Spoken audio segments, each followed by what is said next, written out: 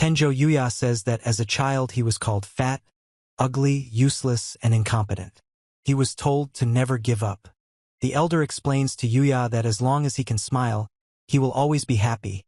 There is no need to rush, and also asks him to take care of those who are kind to him and to be kind to those in need. Yuya remembers his deceased grandfather's words that everything will be fine and that his grandfather believes in him. The story tells of the fate of an unfortunate young man. Tenjo Yuya is beaten and told not to get ahead of himself.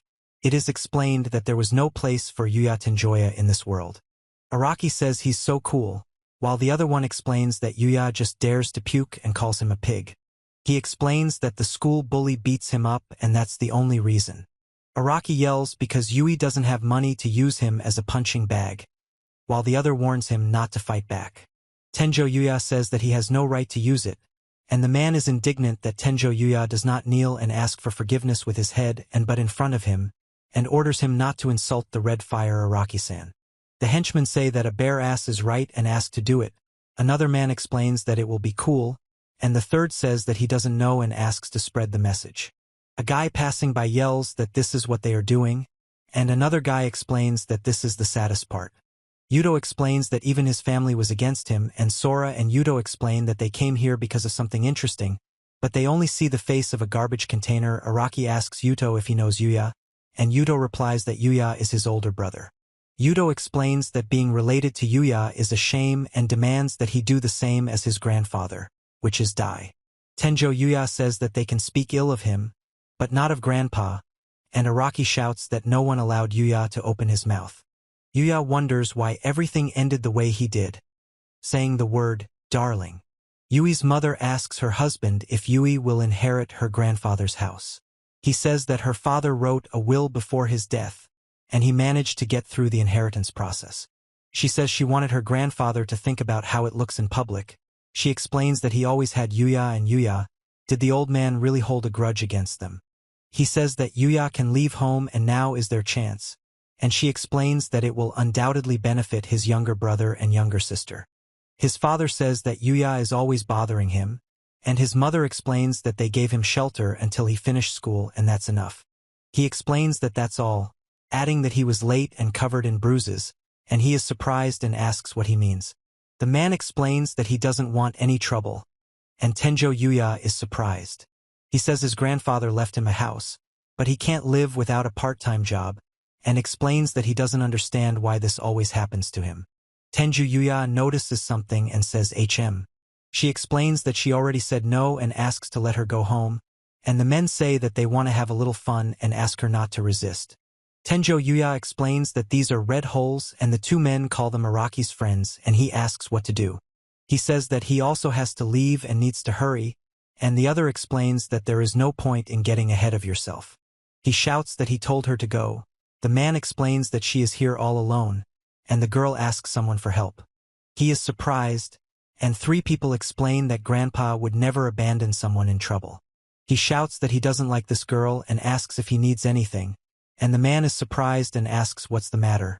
Fatso.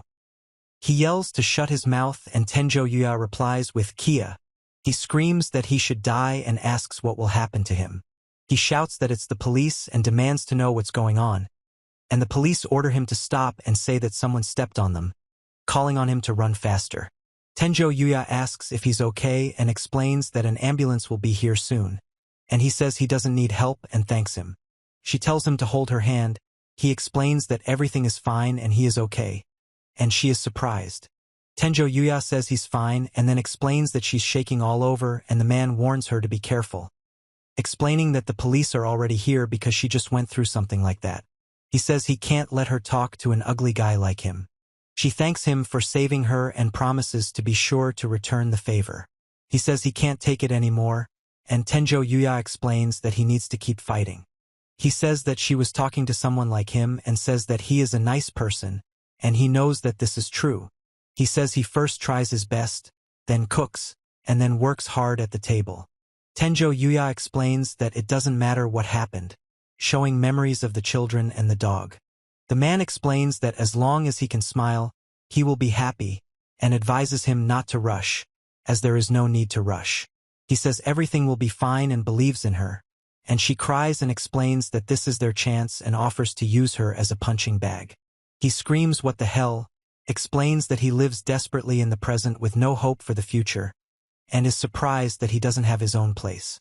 He screams, breaking the glass, and says that he has no dreams for the future. He shouts that he always works, and Tenjo Yuya is surprised and says that he has already eaten today. He says he will destroy this house. Tenjo Yuya says this is a storage room. He tells that his grandfather made a secret room and is surprised by the appearance of a door, and then wonders what to do with it now.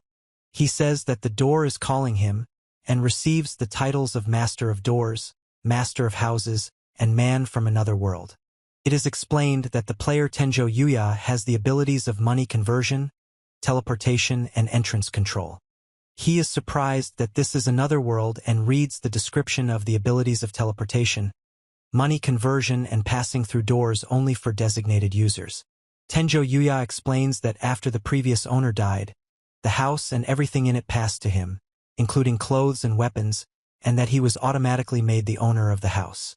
He says that he wants to check it quickly because he is a man after all, and notes that the spear is more dangerous than he thought, and then talks about the absolute spear which can surpass the creation of the gods and always returns to its owner.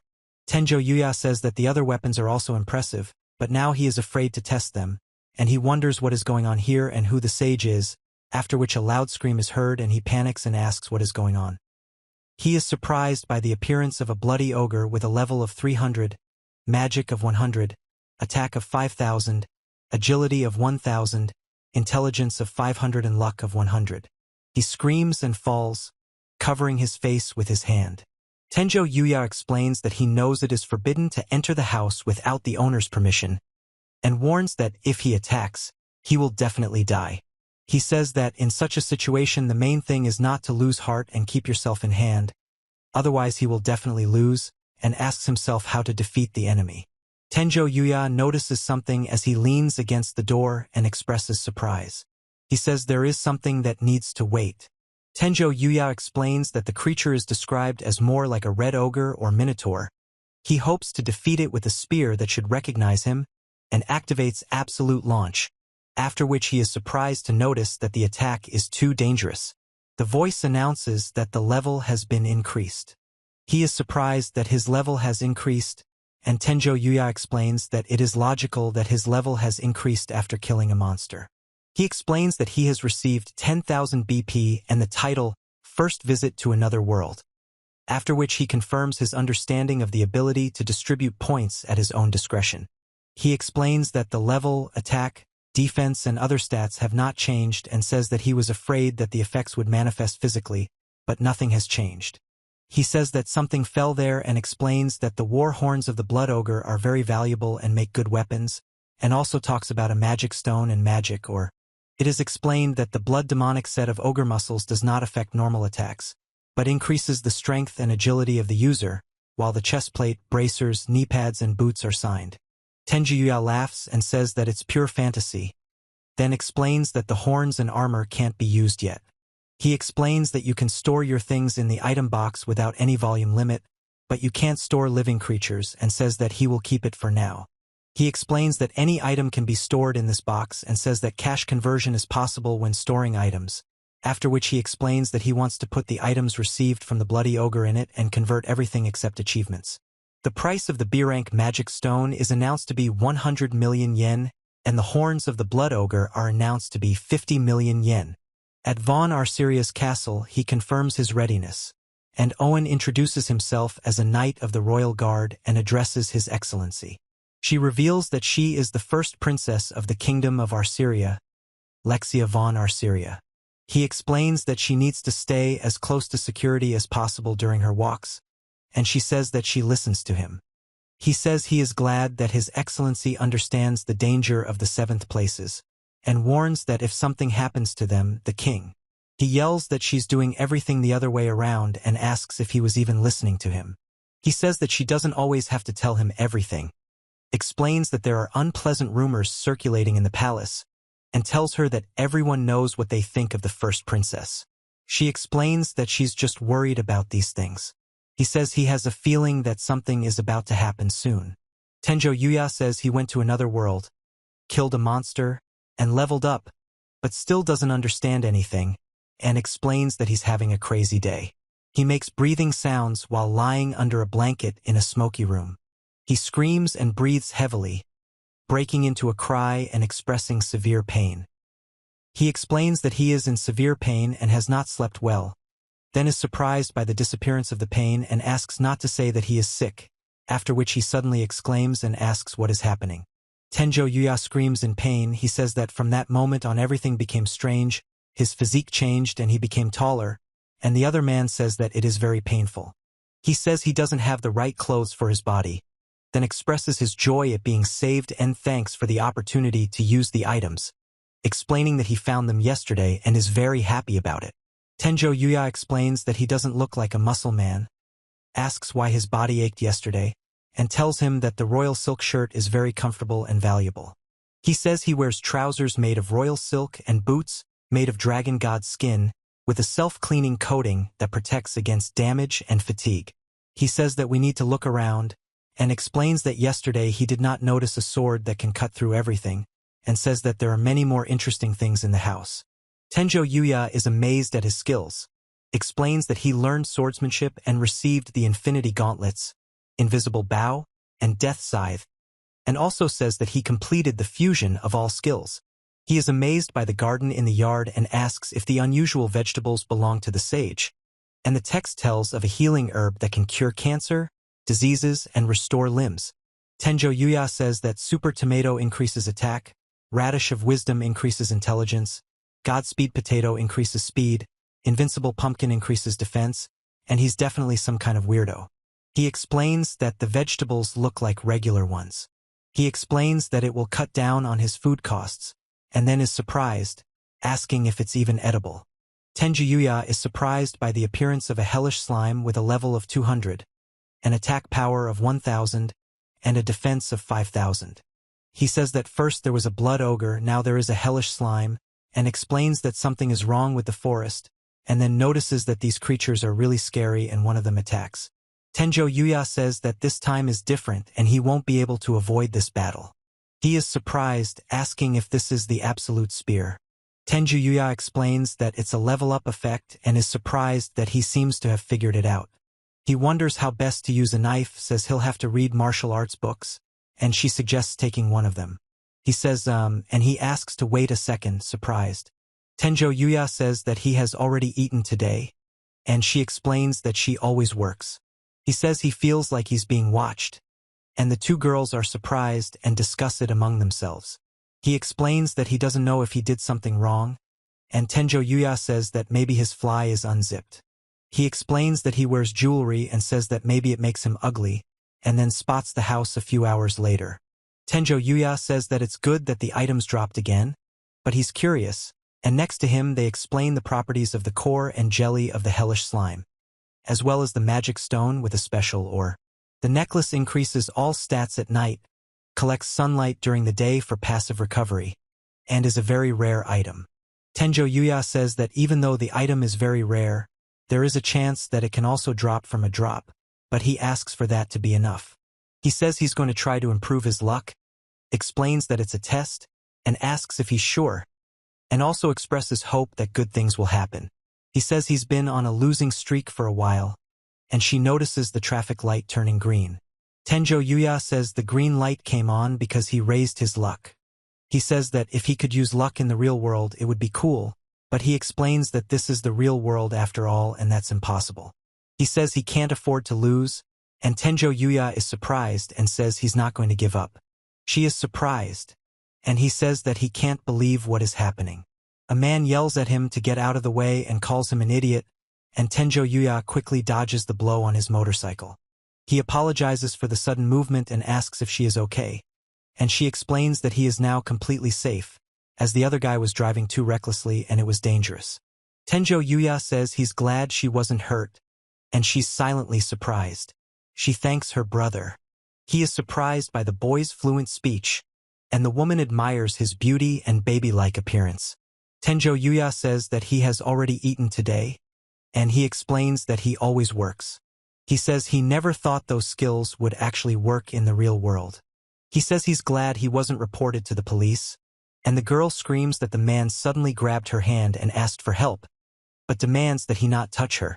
Tenjo Yuya says it's no wonder he bought such books. He explains that fencing is probably something ordinary, and then goes on to say that the art of wielding a sword and killing with a scythe seems strange and unusual. Tenjo Yuya explains that the reason he decided to read these books is because he became interested in martial arts. He explains that he was fired from his part-time job and is free during spring break, and then reasons that in this world, it is impossible to avoid fighting. He says that skills and weapons will help him a lot, and if he learns to use them correctly, it will be a huge advantage in real combat.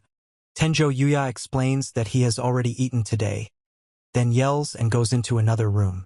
A message about acquiring a cooking skill appears against the background of several plates with cooked food. Tenjo Yuya talks about the wisdom radish, the super tomato, the invincible pumpkin, and the Godspeed potato. Then he explains that he is starting to eat and enjoying the taste. He explains that at least that's what he planned and says that he went to check the area around the house. It is said that Lexia von Arkesia is the illegitimate daughter of the king of this world. He explains that his mother was a slave for whom the king opened a new life, and explains that she was not like other slaves, as she was of the elven race. He explains that being the daughter of a concubine is very dangerous, since she belongs to two completely different statuses and races, and she calls him mom. He says he's too fast and laughs, and she apologizes for not understanding. Then the woman screams for help. He says they are wild dogs. He tells that the princess used all the magic she inherited from her mother, but was unable to control the power and seriously injured the prince, who was eventually cured, and the young princess began to be treated with caution. The man informs Lady Lexia that they are finished and explains that the clients seem to be satisfied with her work. The woman says she was worried about Owen's warning, but is glad they have experienced warriors, and the man asks Princess Lexia to return home safely and give the king peace of mind. She talks about her father worrying too much about her, then gets surprised and asks what's going on, and at the bottom right is a horse and carriage. Several people in cloaks stand in front of a carriage with riders and a coachman who is explaining something to the group. He explains that the cloaks hide magical power and warns of the passing of the royal family's carriage. The bandit shouts that it is true and attacks with magic, and the woman orders the princess to escape through the back door, noticing that the guards are surrounded by bandits. He explains to the princess that she has no choice due to the current situation and asks her to hurry, and she agrees. Two skeletons with glowing eyes and torn clothes attack, waving their skeletal arms. Tenjo Yuya screams as he fights, and the narrator explains that on the first day, the hero encountered a group of elite goblins, and since then, a week has passed since he has been exploring the new world. He says that on the second day our hero found a dangerous plant, and on the third day he received several new skills. Tenjo Yuya reveals that he has tested the ghost bow, learned of the amazing taste of some monsters, and battled several skeletons on the current day. He says the first week of reconnaissance has been successfully completed and admits it was too easy. Tenjo Yuya says he's been encountering monsters all day and explains that his research has led him to two things. He explains that the forest is infested with powerful monsters. His house is surrounded by a barrier that prevents monsters from entering, and asks why the previous owner lived here. Tenjo Yuya explains that his titles give a huge boost and talks about his two best titles, Isekai Traveler and Isekai Newbie. And then he marvels at how he easily explored the area and got easy levels, wishing it could go on forever, and says that he should soon. He says that classes will start tomorrow and he will see them again. He explains that he doesn't want such a life and doesn't even want to think about it. Tenjo Yuya explains that if he doesn't go to school he'll get hit on the head, but they don't care if he gets a good education. Then he remembers the old ogre and says it must be a large group of ogres. He explains that it looks like they are running away, and the other asks what or who they are running away from. Tenjo Yuya says it was dangerous. He says they've come a long way and asks if she thinks that's enough, and she explains that they should try to find some help. He tells her not to worry and that they should meet the others by now. She agrees, and the other man asks the princess to relax. A hooded man says welcome back, and a woman looks surprised as she watches a group of hooded men with a skull in front. The man orders the girl to be caught alive, explaining that she will no longer be able to escape, and the girl is surprised that he lied to her. She wonders why they are doing this to her and what they want from her. He orders the little princess to be smart and just die. She screams, and Tenjo Yuya irritably says that they wasted a lot of time on such a half-breed. She says not to call her a half-breed and explains with disgust that she is proud of it. He laughs at the fact that all of the girl's protectors are dead, explains that she has only herself to blame, and orders her to die, but she is surprised and calls Ozuin guilty. She says that it is not her fault and that these are jokes, and also explains that her father and mother loved her and that is all that matters. He screams that it is a monster. He shouts that it is the Goblin General. Another asks for help, and Tenjo Yuya explains that it is impossible to deal with him while the girl is watching what is happening. He screams that he doesn't want to die like this, and she is surprised and asks if they will kill her now. Tenjo Yuya screams and attacks, and the girl is surprised. He explains that it is a person. She says his hair and eyes are such a pure black color. He says the stars resemble the night sky and asks if the other person is okay. Tenjo Yuya screams that she can't die and asks how she is when he holds her in his arms. He says she's just unconscious. Tenjo Yuya says that now it's time to talk a little about the Goblin General, and he explains that the main thing is that she didn't die and expresses relief. He says that it is better not to mess with him, and the monster analyzes him and hopes that if he understands the power, he will retreat, after which he strikes. Tenjo Yuya says to bite it, and the other explains that he won't do that because he's too fast. Then Tenjo Yuya attacks the Goblin General, assessing his level and stats. He says the situation is bad. Then he jumps sharply, and the enemy is surprised and starts to quickly advance. He explains that he simply needs to attack the enemy first, preparing for an attack. He shouts and delivers a powerful blow with his shield, and at the bottom right it says that in this case he acts decisively. Tenjo Yuya says to find an opportunity, then strikes the enemy with the absolute spear. He says that the enemy is too slow and quickly attacks him from behind. Tenjo Yuya picks up the sword and explains that it is the ultimate sword. He says he can't afford to be weak and must keep fighting. Tenjo Yuya explains that the scene with the wounded girl does not disgust him. He discusses her condition and decides that first he needs to wake her up, and she agrees. She says he is the first person she met, but he remains silent. Tenjo Yuya explains that he is simply using healing herbs on the wounds, but unless he wakes her up, she won't be able to swallow them, and he can't leave her here because of the danger of monster attacks, and taking her home would be kidnapping. He says that Lexia is herself, is surprised by her appearance and hopes that she is the same Lexia, after which he shouts for her to wake up. The men demand that Tenjo Yuya be captured and ask what he did to Lady Lexia. She says it's a bad idea and he explains that they need to get out of here. Tenjo Yuya explains that absorption is a way to merge with nature to hide magical power. A man notices a wounded Lexia, and another warns to keep a lookout for potential monsters. The man explains what's going on, and he asks what the hell happened here.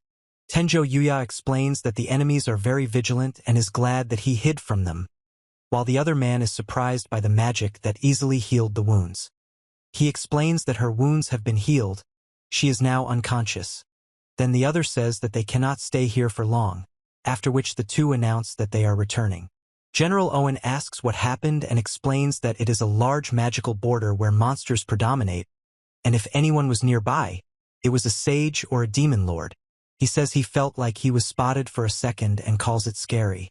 Tenjo Yuya explains that the item box creates a subspace dimension with no storage limitation, provided there are no living beings inside. They announce that the high school entrance ceremony will be held on April 4th.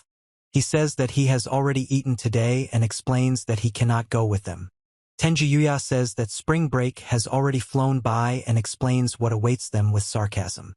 He shouts that these freaks probably study with him in the same school, and explains that this really bothers him because they will pester and bully him again. Tenjo Yuya asks why there is a school and the other man remains silent, causing both to fall backwards.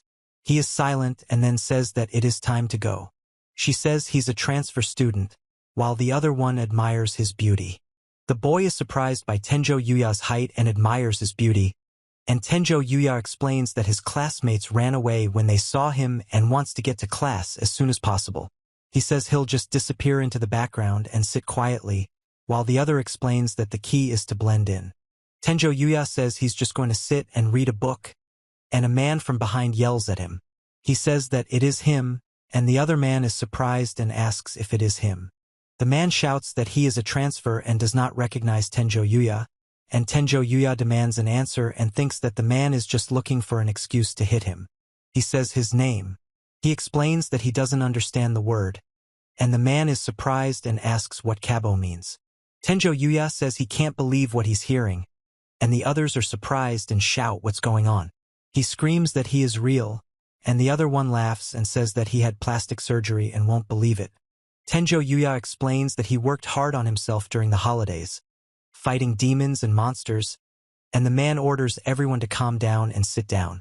He explains that he was lucky that he wasn't hit, and the other one is surprised and asks who else it was. Tenjo Yuya stands silently by the window, and he claps his hands in front of the other guy, who is surprised and steps back. He explains that he needs to get used to his new body, asks him to sit down, and he tells her that he ended up at the mall on Sunday. Tenjo Yuya says he's a little surprised, didn't think his body had changed that much, and explains that the mirror in his house was broken, so he couldn't have known about it. He's wondering what other people think of him and hoping he won't be considered a freak, and two girls invite him to play, explaining that they don't bite. He says she's very tall and asks if she's a model, and she explains that it's a good idea, but he thinks they're scammers trying to trap him. Tenjo Yuya says that he needs to be politely and sincerely refused. He explains that he needs to do something, and the girls are delighted and worried. He says that he feels very sorry for them, and the main thing is that they are not angry. She asks not to worry, and he asks for forgiveness and admits that he is ashamed. He explains that he acted wisely so that it wouldn't be bad. The woman tells another that she wants to try, and the second says that she almost forgot about the modeling auditions. He looks at the mannequins and says that he looks quite good. He apologizes, and on the set they ask him to wait behind the line, explain that filming is starting and ask him to step back, and someone says that he can't wait any longer. Mr. Hikari says he waited for an hour and asks for the next one. He reproaches Mia for being late and drunk, and Mia explains that there is no need to worry about her and asks her not to spoil herself. Then he reminds that he wants no one to be late and acknowledges her responsibility. He says he feels like he's picked up a sense of fashion while wandering around here and wonders what this crowd is all about. He says she's cute. She explains that she's probably a celebrity and they're filming something there, and the other girl says she's very beautiful. He explains that it is difficult to find clothes in such a situation, then says that they do not have normal volunteers, and explains that the theme of the shoot is modern couples, so they need to find a couple for Mia. One explains that the main task is to shoot good footage, while another says that there are no suitable young people on the film crew and asks if there are any replacements. The man shouts that he is there, and Tenjo Yuya ponders the need to choose someone who will be just as good in all respects and analyzes the target. She says they dance elegantly and sexy. He asks to make them lovers. She explains that they need to be a little sexier, and he tells them to look at the camera like a lion. She explains that at first everyone is nervous and it's a bit difficult, but they quickly get used to it. He says that he's already tired, and she asks him to smile, after which he thanks her. Tenjo Yuya says he's feeling awkward and needs to relax. He asks her to do the crossed arms pose. The girl laughs and asks if she should do it alone, then explains that's exactly the pose he meant. He screams that his hands are sweaty and it's hot, wondering what's going on and what day it is, and she asks what happened, and he wonders why she's so persistent in hugging his hands. Tenjo Yuya says that for Miyu it's just work, and he explains that it's not the time to think about such things, so you need to focus, and then yells concentrate. He's yelling and he says they need a little break. The man says they filmed everything they needed and asks if Tenjo Yuya enjoyed being a model, and Tenjo Yuya explains that he's never done it before and doesn't even know. The woman thanks Tenjo Yuya for his hard work and asks if he is doing well, to which he replies that he is doing well. She says she knows it was cheeky of them to drag him in and pose for the camera, and explains that he did a great job with her and the crew, then thanks him again. He says he's never worked as a model before and this experience was new to him, and she explains that he's really good at his job. She says that with time he will get used to it and scolds himself for the spoiled pose, and he explains that she is amazing and tries to take care of everyone. Tenjo Yuya explains that he did his work first and then paid attention to his surroundings, and she explains that he is a very kind and caring person, after which he says that she is completely different, and she asks him not to be so hard on himself, explaining that carefree and calm means her name Yuya. He says that his grandfather had a habit of always being very friendly, and he wants to be the same and also respect people no matter what. He explains that he looks a bit like him. She tells Yuya that she doesn't think he needs it that much, and he says that no one has ever said his name that way. After which she explains that everyone should follow their own path and asks him to be more confident in himself. She thanks him for the opportunity to participate in a modeling shoot together and says that she had a lot of fun. He replies that he had fun too. She explains that this is not only a modeling shoot but also a victory, which he explains as everything he likes, and then reflects on the fear of losing the ability to enjoy. Tenjo Yuya says that after he found that door, everything changed and he started enjoying life again, and she hopes that he will continue in the same spirit. She says she hasn't smiled so sincerely in a long time, and he says he's glad to see her happy. The photographer shouts that it's wonderful and asks to take a couple more pictures, and the man thanks him for saving the shoot and expresses great appreciation. Tenjo Yuya says he's glad he didn't disappoint. The man explains he didn't do anything and is surprised he did so well, and the other man says he was great. He says he will pay for the clothes. The man explains that he wants to pay, but the contract does not allow it and asks to accept the gift, and he asks to accept this. He says thank you very much, and the man explains that he posed for clothes from this store, and this is profitable for the store. She thanks Yuya for her help, and Tenjo Yuya explains that it was a valuable experience and he will try to be more confident by doing his best. She says it was a lot of fun, and he explains that he had fun too, and then she says that if they ever meet again, they will definitely do something together. Tenjo Yuya says he hopes he will continue to enjoy his work. The man laughs that he is a little late. The girl explains that this is the guy she was supposed to pose with, and he suggests they get started soon and is happy to work together. He tells Miyu-chan to finish quickly, and she suggests going somewhere for a drink, like to her place. Tenjo Yuya shouts that it is him, and the other man is surprised and asks who he is. He shouts at the other one to get away from here and not to dare talk to him like that. But he says that because of him Myo-chan is feeling uncomfortable and it's better for him to leave. She calls Yuya by name, and he yells that she should know who she's talking to and not act like a hero. After which the girl says that he's sorry that he doesn't know who he is. He explains that it's just joking sarcasm, and Tenjo Yuya is surprised and admits he's stupid. He agrees to go to Miyu, and the girl warns him not to blame her if the photos turn out to be uncharismatic. She apologizes and warns that he is going to die. Tenjo Yuya screams, and he dodges and explains an advanced dodging technique, then applies a fighting strategy. He explains that martial arts are vulnerable and yells that he doesn't understand, and the girl is surprised and says that it's nonsense. Tenjo Yuya explains that his body reacted on its own due to the attempt to hit him, and the girl screams at him to get off her and let go. He explains that he did it to protect himself and he shouldn't be arrested for it. She asks to let her go, and he says that he will let her go if she calms down. Tenjo Yuya says he wrote everything down, and the other one yells that he won't get away with it that easily and threatens to show it, after which Tenjo Yuya suggests going for a drink at his place. He says that Miyu-chan is now safe. He recorded everything in HD quality and suggests saying goodbye to her modeling career. He says that even if she is a celebrity, she can still be arrested for this, and she screams. Tenjo Yuya asks if she's okay, and she explains that yes, she's okay, but she says it with uncertainty. He asks if she's okay and offers to call, and she explains that she's fine. She hopes that they can meet again. He says that too, and thanks for today, and downstairs someone thanks Yuya. Tenjo Yuya says he learned a lot from today. He is interested in the contents of the bag, and the man is surprised by the beautiful clothes and wonders if he will ever meet Miyu-chan. He says that now he needs to go home and read magazines or watch programs, and then is surprised that he promised to do it after all. She says Yuya-san, and he explains that today it wasn't only Yuya who found something new for himself. The man says that today was fun, and the girl explains that Miyu-san and that boy look really good together and asks if that is a magazine. Tenjo Yuya demonstrates his skill by deftly cutting tomatoes and serving salad on a tray.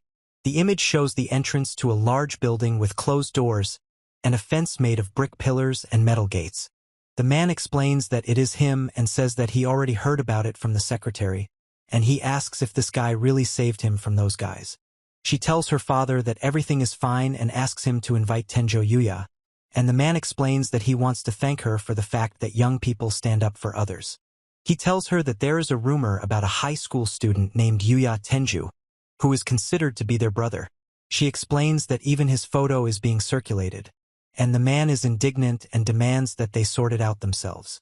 She says it's rude and suggests they go together because Senpai is useless, and he gets upset at her words. He says he hates the way he said that pig's name, and she explains that she doesn't understand why they have to deal with it. He says not to laugh at Red Otter. The others remain silent. The man demands that the magazines not be distributed around the school and explains that they are the reason for bad grades. And Tenjo Yuya is surprised and tries to justify himself. He says Mia and notices that she's on the cover again. Tenjo Yuya says he needs to buy a new TV and phone, even though he doesn't have anyone to talk to, and he explains that he doesn't know much about the modeling business and shouldn't have said that. He says he's interested in how his photographs were used. Tenjo Yuya yells that he is, and the other man says yes. He says that he thinks he is smart enough to ignore the lesson, orders him to translate the paragraph and not ignore his lesson anymore. He asks what it is, and Tenjo Yuya says that even an idiot could translate it and explains that it is a very difficult paragraph from the university entrance exam, after which the other man says okay. He explains the situation, his classmates explain the details, the man expresses surprise, and he explains the next steps. He says well, and the man asks if everything is right.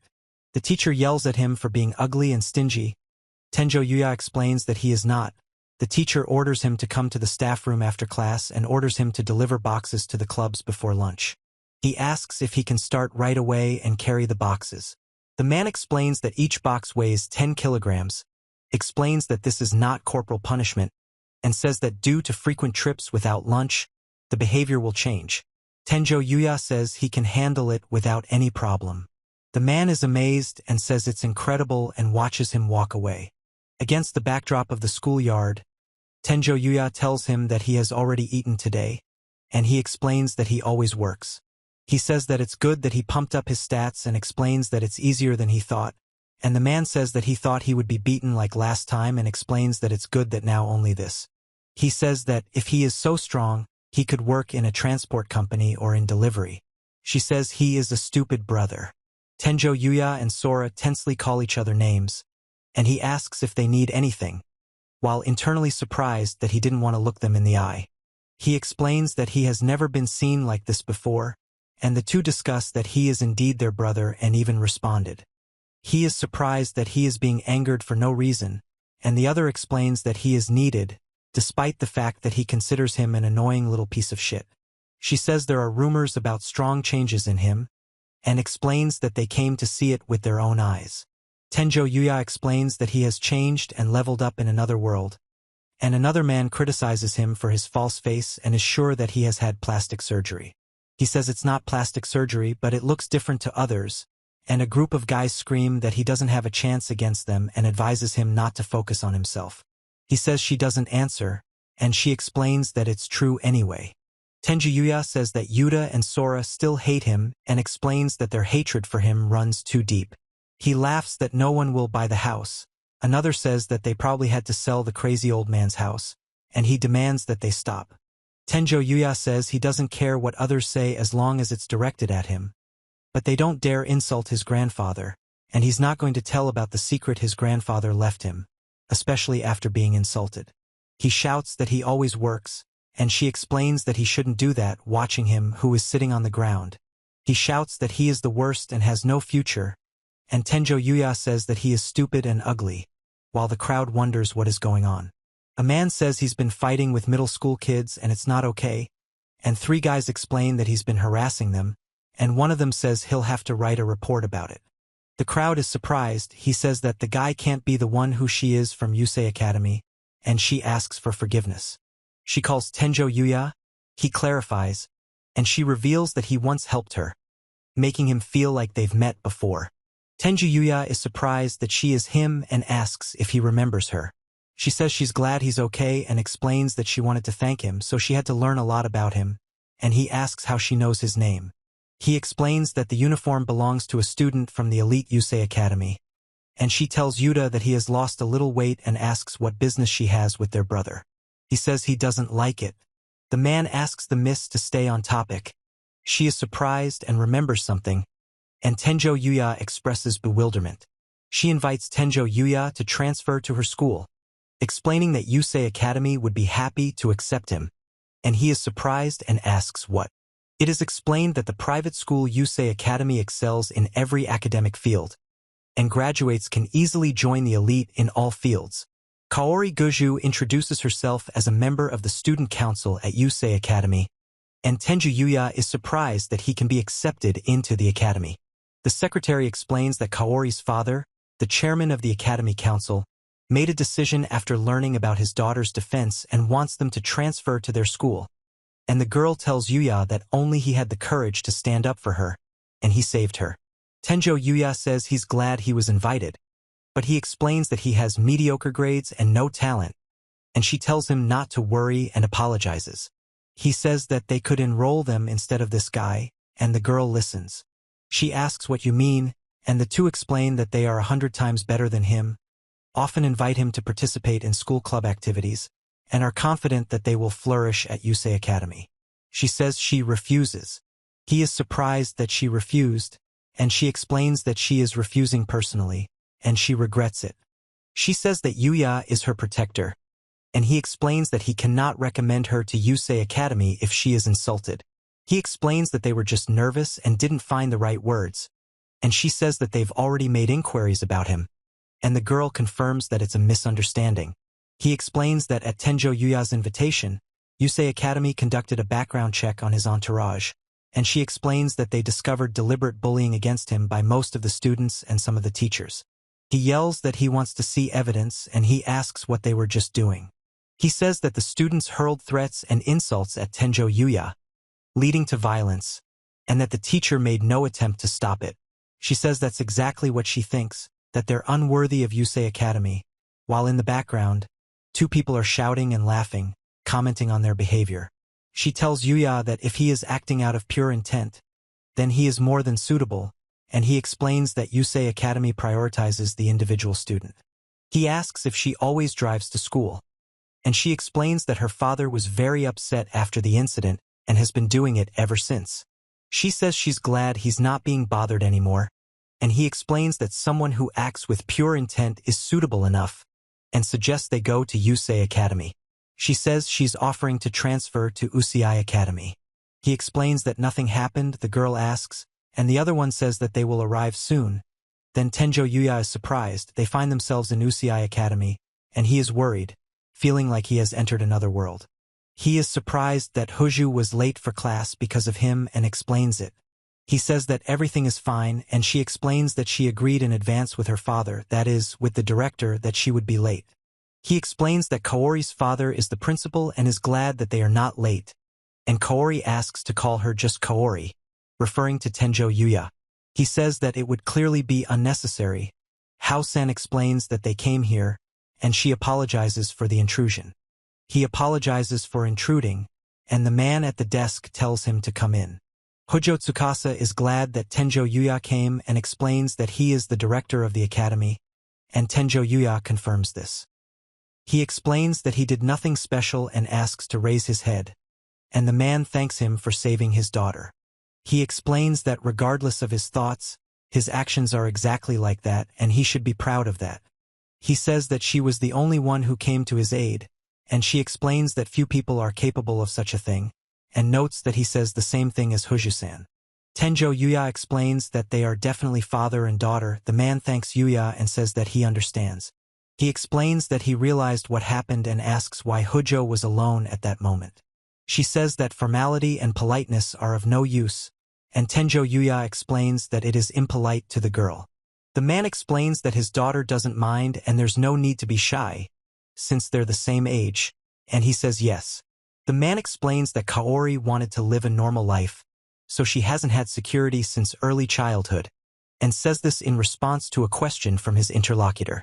He explains that it is better to go with an escort at least for a short time, and she says that someday she will have to cope alone, so there is no need for security, and she herself wanted it that way. Tenjo Yuya says he feels awkward but values his daughter. The man mutters about independence and his daughter's desire, and the other man laughs. The man says that they will get to the main point, and he explains that he has already heard from Kaori, but repeats the question of whether he wants to transfer to Yusei Academy. Tenjo Yuya is silent, and he says that he cannot answer the question. He explains that there is no need to worry about payment. The man asks how he feels about this, and she says that she personally wants him to move to them. He says he heard about the geniuses of sports and science at the academy, and the man explains that they receive higher education as the best of the best. Tenjo Yuya asks if he should visit such an establishment with such mediocrity, and the man and woman remain silent. He says, and the man asks him to answer who he considers geniuses. Tenjo Yuya says that a genius is someone who finds the path to truth faster than others, and that correct paths and thinking help a person find his own path. He explains that this is true and gives an example of a special talent in those who can do everything. He explains that geniuses are no different from other people and that with effort one can get closer to them, and she explains that it doesn't matter whether he is a genius or not. He explains that there are different talents and one should not judge oneself one-sidedly at a young age, and also says that it is not too late to try different types of activities and have fun. He explains that he built the academy to give the younger generation a similar experience. Tenjo Yuya says not to put yourself down and to start meeting yourself halfway from now on. He says that these words confused the interlocutor and suggests that they first simply inspect the academy. Before class, the teacher explains that they will have a guest student with them in the afternoon, and the students ask questions, wondering who it is and whether it is a boy or a girl. She says there is no time and suggests moving on to the main point, and then invites Tenjo to come in. Tenjo Yuya apologizes for the intrusion, reveals his name, and expects a friendly welcome, while he is surprised by the atmosphere and wonders if he should have introduced himself differently. He explains that she supported him and is surprised that the teacher's manner of speech is too familiar, and she says that he was embarrassed. The teacher explains to Tenjo Yu that his seat is on the far right, and he says he is glad to meet his neighbor. Tenjo Yuya explains that learning starts with the page. He thanks Hio, who says it's awkward to ask to share a textbook. Then she places her textbook next to him. She asks what school he's from. He explains what he's studying. Another asks what club he's in, and another asks if he has a girlfriend. Tenjo Yuya is surprised and explains that he is just looking around, and several students ask when he will transfer to their school and if he is a celebrity. He says he needs to calm down first, and she explains that he was confused. Igura Shirio explains that he can be called Rio and offers to befriend Tenjo Yuya, who thanks him and asks him to forgive others for the misunderstanding. He says that the cafeteria here is excellent and suggests going together. He explains that he just hasn't had lunch and is surprised that it's possible. Tenjo Yuya says that Ryo-kun has already eaten lunch, and he explains that it was a snack before training and asks Shingo if he is with them, after which Shingo says that he does not mind, and Yuya introduces himself. He smiles and asks what she will say, but she remains silent and explains that she doesn't know what to answer. Tenjo Yuya says he feels a resemblance between them, and the other man explains that they are already on their way. He explains that this is where their dining room is. Tenjo Yuya is surprised by the high prices of the food and the elite chefs in the cafeteria, and another man invites him to look at the 500 yen menu for himself. He says there are free daily student lunches with a fixed composition, as well as lunches for students living alone and on a budget to reduce costs. He says the director has this policy because he wants young people to have a variety of experiences. Tenjo Yuya explains that this is how it is.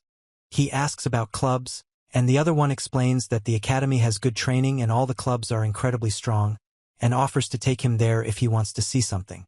Tenjo Yuya says he doesn't go to any clubs and has never thought of going to anything that requires money. He's surprised that they were just talking about snacking before a workout, and he explains that that happens too. Tenjo Yuya explains that he is in the going home club, and he is surprised that he is not in the sports club. He says he was a member of a football club in high school, but at the academy he wanted to try out different clubs and ended up with the going home club.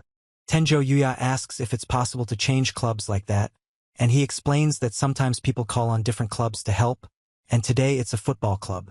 He says that on the day he entered, he was invited to many clubs, and he laughs and asks them to stop, while another man explains that Ryo-kun has active club activities. Tenjo Yuya is silent, and the man with glasses says that he is very glad that his friend is appreciated everywhere. He says that the club Shingo goes to is much more unusual, and the man responds with agreement and confusion. Tenjo Yuya explains that he goes to a gaming club, and he clarifies that it is a club for those very same video games, and she confirms. He's surprised that he's allowed to have game consoles, and another man explains that games are fun, educational, and designed to make someone happy, adding that online games are gaining popularity. He explains that he doesn't play video games during class, but his school allows it and even opened a video game club. He says he can't betray such trust. Tenjo Yuya says it's a good school that is trusted.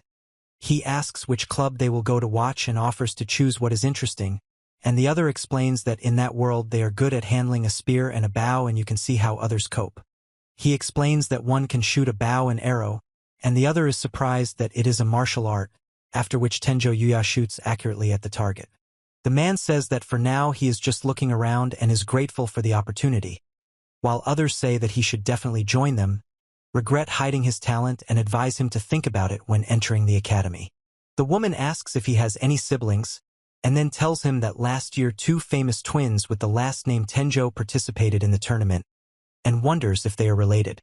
Tenjo Yuya says he remembers them, and the girl explains that they had good grades but behaved terribly. Then she asks him to forgive her. He says they showed the best results, and she asks to accept them into Usui Academy. Tenjo Yuya says it was probably his younger brother and sister, who, unlike him, are good at sports. He says that he has no hidden talent, and the other 2 explain that he is also good and is sure that he has a hidden talent and ask him to calm down. He says they are glad that their friend is appreciated, and the other one explains that it is impossible to calm down here, after which the woman asks to be quieter and he apologizes, and then he says that the people here are very kind. He says they treat a talentless guy like him well. He explains that they don't bully each other and are all full of aspirations while the 2 play football. She tells him she can't go to practice because she has a sore throat, and he explains that this is no reason to skip classes. She explains the reason. He asks how she likes their academy. He says the lessons are very clearly explained and equipped with high-quality equipment, but what struck him most was how welcoming everyone was. He says he doesn't know if he has the right to go to such a wonderful school. Tenjo Yuya says that he doesn't know if he has any value and explains that there are people who are better suited than him, unlike him, who doesn't know his talents and prides. He tells Tenjo Yuya that a person determines his own worth, but other people can determine it too. The man explains that he is wondering if he has the right to attend the academy, and Tenjo Yuya confirms this. He says he believes the other person has the right to do so. The man explains to Tenjo Yuya that if he can't find his value on his own, he can try to look for it at their academy. The man tells Tenjo Yuya that he has time for this and that he should think slowly. He says not to worry and go your own way. He explains that he can't afford to relax, and Tenjo Yuya is surprised. He talks about getting a cheat ability in another world and how it changed the real world, and also starts chapter 8 called The Fateful Man. He turns to his grandfather and tells him that a lot has happened today and he has decided to study at Usui Academy. He explains that the delivery will be next week. There are still a few days, and warns that he will be very busy for a while. He says that while there is time, he will visit another world again. She invites him in, and the man asks Lady Lexia for forgiveness. He asks if she's feeling better, and she explains that it's all over and she can't let others worry about her anymore. He says that's good, and she asks Lady Lexia to tell her again what happened on the Great Magical Border. She says that she was attacked by bandits. She ran as fast as she could, but they caught up with her. Then suddenly a monster appeared and killed them. He says that at that moment he was almost killed. He says that some young man definitely saved her. He is surprised and asks if there was anyone else there besides them. She says that the young man with black eyes and hair was about her age, and the man explains that he was dressed in black armor and looked like a strong knight from another country. He says that he actually felt someone's presence, but he thinks it was his imagination, and she explains that she was too scared then and perhaps it was just a vision. She's surprised she didn't have to. He explains that they don't know who he really is, but he was probably there, and she asks if that means he really was. He explains that the boy's black hair and eyes are unusual for this country, that he single-handedly defeated the Goblin General, which will cause problems, and wonders what he could be doing there. He says that nothing can be assumed yet, and explains that at first one must be more careful, since it is not yet known whose hands are behind the attempt on the princess's life. She says that she needs to meet him again and thank him well, but the man is surprised. She says that she decided to go to that forest again.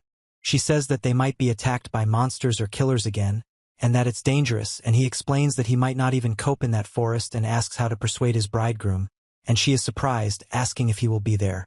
She says she's going to talk to her father, but the man asks her to wait for Lady Lexia. Tenjo Yuya explains that he had reached this exact spot earlier, showing a map with the places he had been before marked. He says that a girl was attacked near a tree.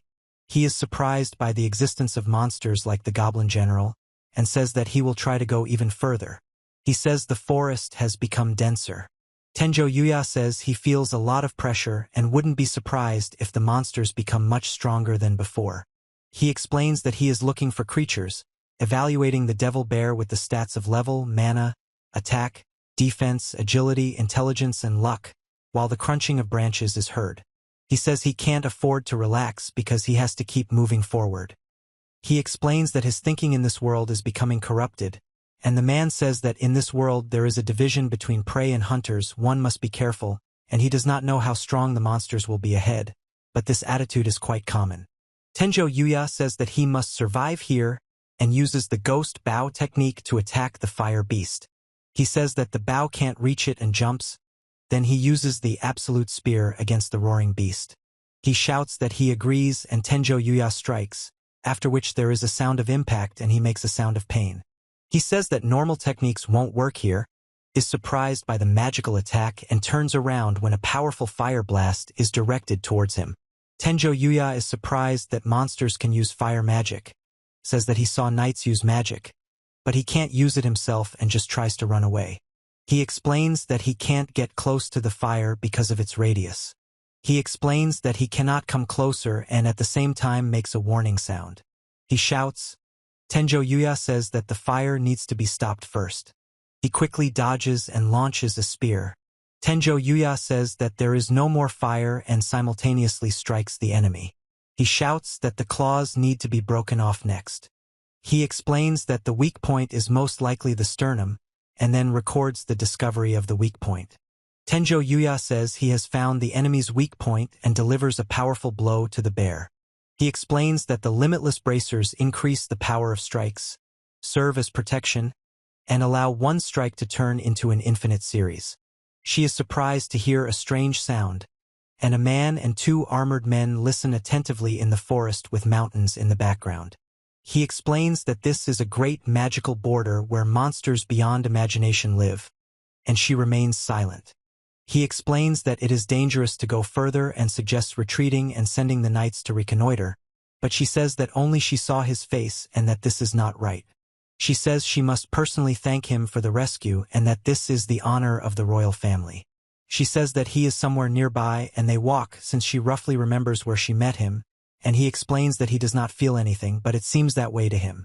He says that she got this premonition from her elf mother, and the other explains that he hopes that her premonition will not fail them. He tells them not to let their guard down, explains to protect Lady Lexia and not to go far, and one of the knights confirms that he understood. He explains that the forest is home to monsters and warns that anything can happen to them. Dark creatures approach Tenjo, who notices them and activates his search for creatures ability. Tenjo Yuya explains that there are many monsters there, not just one or two, and is surprised that they are fighting.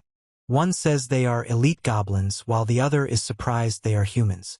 He says that there can't be elite goblins and explains that there is also a group of them.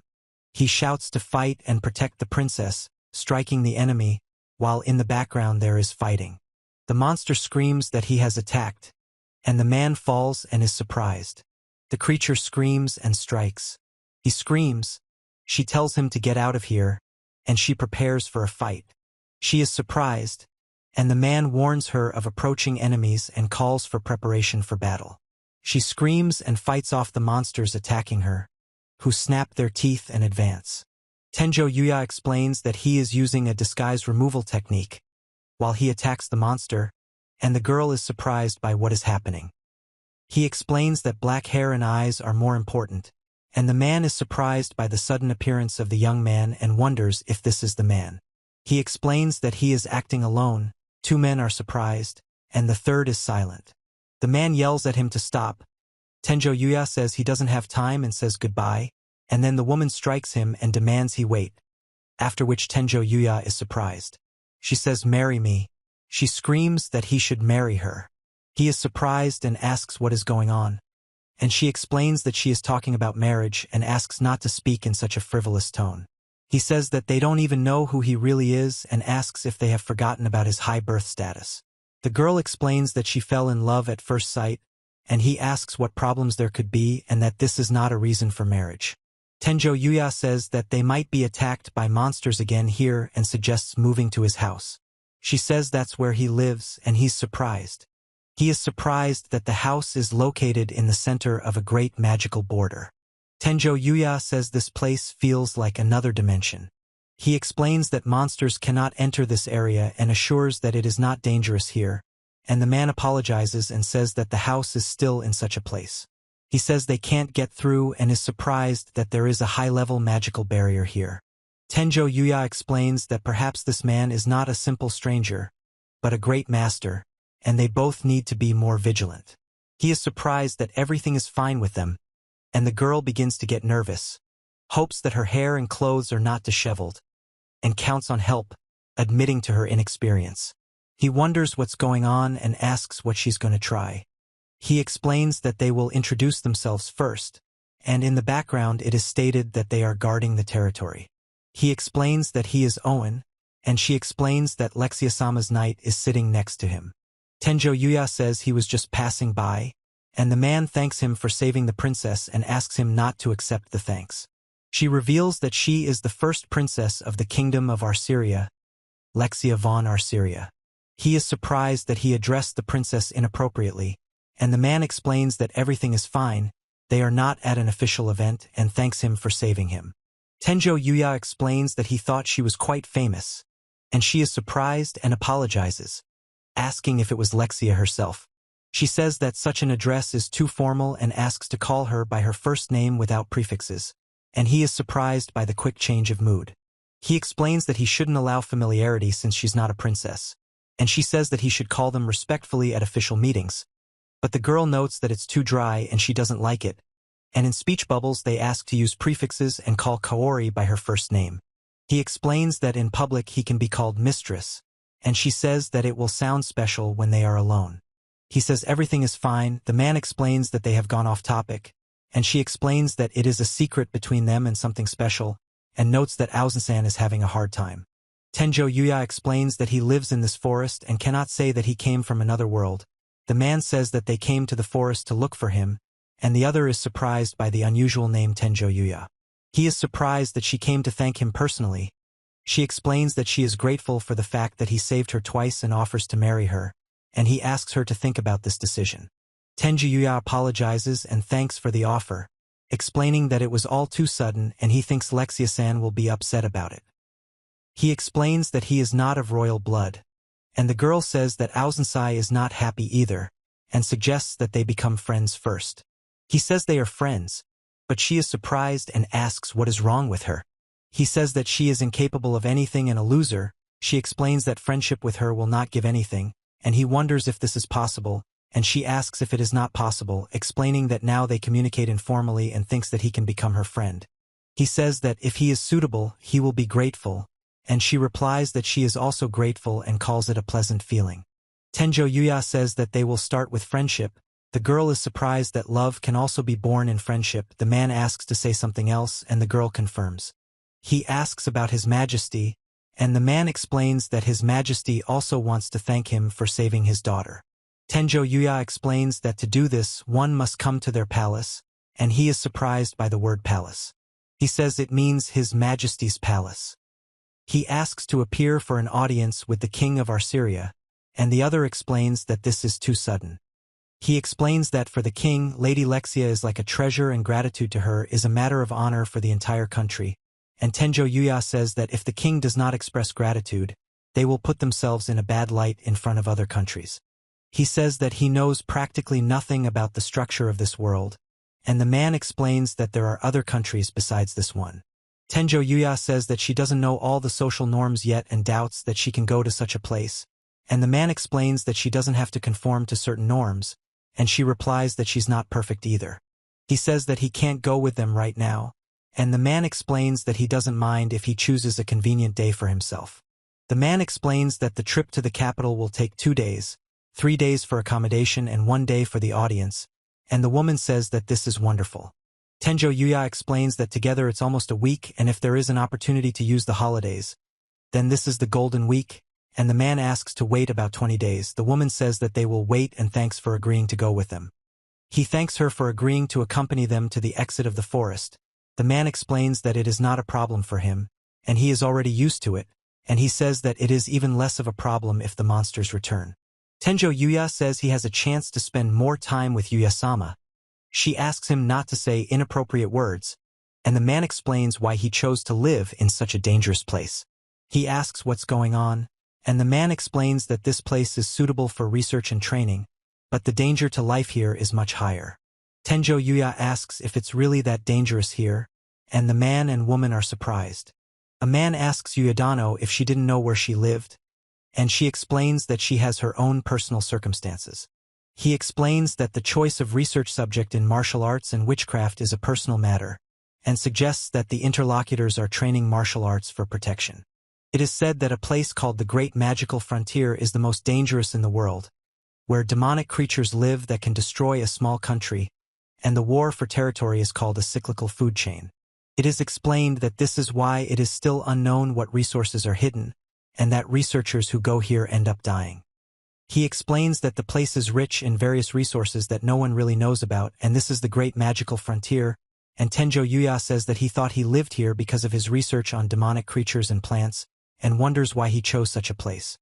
He explains that if they are attacked by a creature stronger than the Goblin General, it will become a battle to the death, and he says that this place was not the original setting. Tenjo Yuya explains that it might be the monster they defeated, and she says it's the Goblin General. He says that they may have gotten involved with an incredible person in every sense, and the other agrees that this is the case. Tenjo Yuya is surprised that he is a demon, and the other man tells Owen to take care of Lexi. He says he can't believe he spotted the monster before him and is going to take it on alone. He says that at first he suspected him of conspiring with those who attacked Lexiko-sama, but now he sees that he is behaving completely differently. He says that although they fear him, they have entrusted him with their lives, and the man explains that his behavior and skills are clearly not so simple. Tenjo Yuya asks who they really are. He explains that the problem now is different and says that if other countries lure him to their side, he will become a big threat to them. He says there is no choice but to use language to lure him away. She admires his ingenuity, and the knights explain that they got out alive and found a way out. He says he can't believe Uyadano defeated the Devil Bear alone and explains that the monster is being attacked by a large army. And the other man says that its power is capable of destroying the balance of the world. Tenjo Yuya asks if he would mind meeting in 20 days, and the man explains that they will come to meet him. He is surprised when she suddenly rushes at him, exclaiming that it is Yuya-sama. She explains that it is very sad to part with them here, and Tenjo Yuya is surprised that she herself. She says that she is not going to give up despite his refusal to marry, and explains that his courage and kindness today has won her heart. So the next time they meet, she will try to win his heart. She says she will do it and warns to be prepared for it. Tenjo Yuya says that this is indeed the best way out, and he replies that it's okay and begins to speak with uncertainty. He talks about a recent incident and asks to explain how Lexia is still alive, and she says this in her personal residence in the capital of Montrez. He says that they managed to separate Lexio-sama from her escort, but she was able to escape to the Great Magical Frontier, and the other man explains that this is the forest. He tells that the pursuers were killed by a monster, and she was saved by personal knights, and asks how they managed if the monster killed the followers, but left Lexia alive. He explains that he doesn't know the details. Tenjo Yuya says that he is useless, and the other man agrees. He hopes that his involvement in the assassination attempt was not discovered, while another explains that the topic of the found followers was mutilated beyond recognition, so there is nothing to worry about. The man screams, probably, and breaks the bottle. He tells him not to try to justify failure and calls him worthless trash, and then explains that thanks to His Highness he is still alive, after which he gives him another chance, warning that if he fails again there will be no mercy. Tenjo Yuya talks about gaining a cheat ability in another world and how he became invincible in the real world, while in the background people walk down the street and talk. He says that a lot has happened, but she really comes to him. Tenjo Yuya says that from today on he is officially a student at Usui Academy and asks if the other person thinks so. He says that in the morning he felt too many eyes on him and it seemed that he was completely out of place, and the man explains that it would be better if he started working on his self-confidence. He explains that in any case, if something is bothering you, you need to tell Kaori or him, and the other thanks for everything, and the third asks not to take it to heart. He says that he saved his daughter and that this is only a small part of what he could do, and also explains that she has errands this morning so she cannot be here. She says that she is also worried about Tenjo Yuya, and the other girl explains that Tenjo Yuya is now officially welcomed and asks to take care of him. He asks where he will sit, and she suggests throwing a welcoming party and shares her textbook. Tenjo Yuya says that the lesson has started, and the students in the class listen and look towards the teacher. She says, "You." He's silent. On the football field, he kicks the ball, which goes into the goal, and at the top is shown a stadium with the inscription Fizra. He says that Rio is truly amazing, and in the distance, someone can be heard calling Rio again and saying that they are doomed. Yuya asks if he's going to play soccer, and he explains that he doesn't have a uniform and it won't arrive until next week. Tenjo Yuya explains that after the warm-up, the girls can do whatever they want while he rests, and says that most of the girls come to watch the boys play. She apologizes for scaring him and is happy to meet him as a transfer student. Tenjo Yuya says that he is not used to calling girls by their first names, and she explains that she will call him Kyo-kun. And he says that he is also happy about Kazama-san. She explains that everyone is being friendly with each other, so they need to get used to it quickly, and the other one says that Yukain was looking for and asks if she came to see the guys. He explains that the boys are so energetic, and she says that maybe she should watch them too while they play basketball on the court. He says it's just the nature of guys, and the fans are surprised and scream. He yells curse at Ri and says he won't let him look cool. He shouts that it's football and the other one tells everyone to surround him. Tenjo Yuya says that they are very close and she came here to beat up Yukain, and she explains that it is not like that. He yells at Rio to stop. The girl smiles and says she wanted to chat with Ayakun for a bit. The guy explains that soccer is a team game and calls everyone idiots. She explains that it is an unfortunate young nobleman, and he and she are surprised. He shouts that he has the ball and has a great figure, and the man is indignant that he is also an idiot. The girl explains that it is a chinos, and the man says that he is not a bad guy, just a little strange. He explains that he is demonstrating a secret technique. She calls him a freak, and the other one yells that he is an idiot and asks where he is aiming. He screams to duck. Tenjo Yuya screams, and she screams in fear. He is surprised when she suddenly takes off, and he explains that this is impossible. Tenjo Yuya explains that the ball is flying too fast, and she is surprised and tries to hit it back. He calls Keed and tries to catch up with her. He explains that the ball went into the goal. The girl is surprised, and he explains that it really happened. Tenjo Yuya says that he seems to have gone a bit overboard and asks if it was his skill. She is surprised and explains that he has such muscles, although you can't tell right away, and he says that everything happened on its own and he will now let her go, apologizing and asking for forgiveness. He apologizes and asks if the other person is okay. He is surprised, and she says that she is fine thanks to Yuekuen. The man explains that it was something. The other one offers to join the club. Tenjo Yuya says that he is not sure yet, and the girl is surprised that she is so tired. He shouts that he is changing and asks for forgiveness, and the man explains that he is very guilty before them. He says the rumors weren't true and he's an interesting guy, and she explains that she's not hurt and she's fine. Ichino's Akira says that he will devote his entire life to Yuya, and she refuses and laughs. Tenjo Yuya warns that he will take precautions, and he asks to be more careful, after which Ichino's Akira suggests calling him Yuyakuen and thanks him for his help. He explains that it's just something you need to get used to, and the other guy says that he's not bad, but a little quirky. Tenjo Yuya says he's funny, and he explains that everyone here is really funny. They show a building and a door with the sign women's restroom. She says she can't afford to be late and explains that today is an important day, while the others pass by in silence. She says that Tenjo Yuya is attending Usui Academy from today. He explains that he has already made friends with the class because everyone is kind. She says that she could have gotten into the principal's office in the morning if it weren't for the instructions of the informer, and she says that she will try to talk to them after school. She says she hears noise from outside the door. She says the guy was really cool and he says she's too loud, after which the girl asks if he has physical education now and asks how the class went. She explains that Yuya is a cross-dressing student and says he is amazing, while the other woman is surprised, calling him Yuya-san. He asks what happened next, and she tells him that she then slipped. Tenjo Yuya explains that when he fell, he was saved by a guy who hit the ball with his left hand and scored a goal, and the girl explains that it was like in a manga or anime. She explains that she is sure Yuya has a girlfriend. The two girls are surprised and say that they don't know anything and are just curious, and Yuya explains that here's the thing.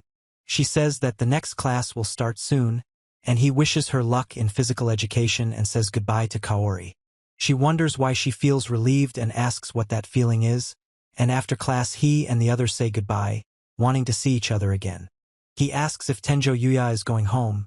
She replies that she has some things to do and he wonders, and she asks how his first day went and says she'll be glad if he enjoys life at the academy.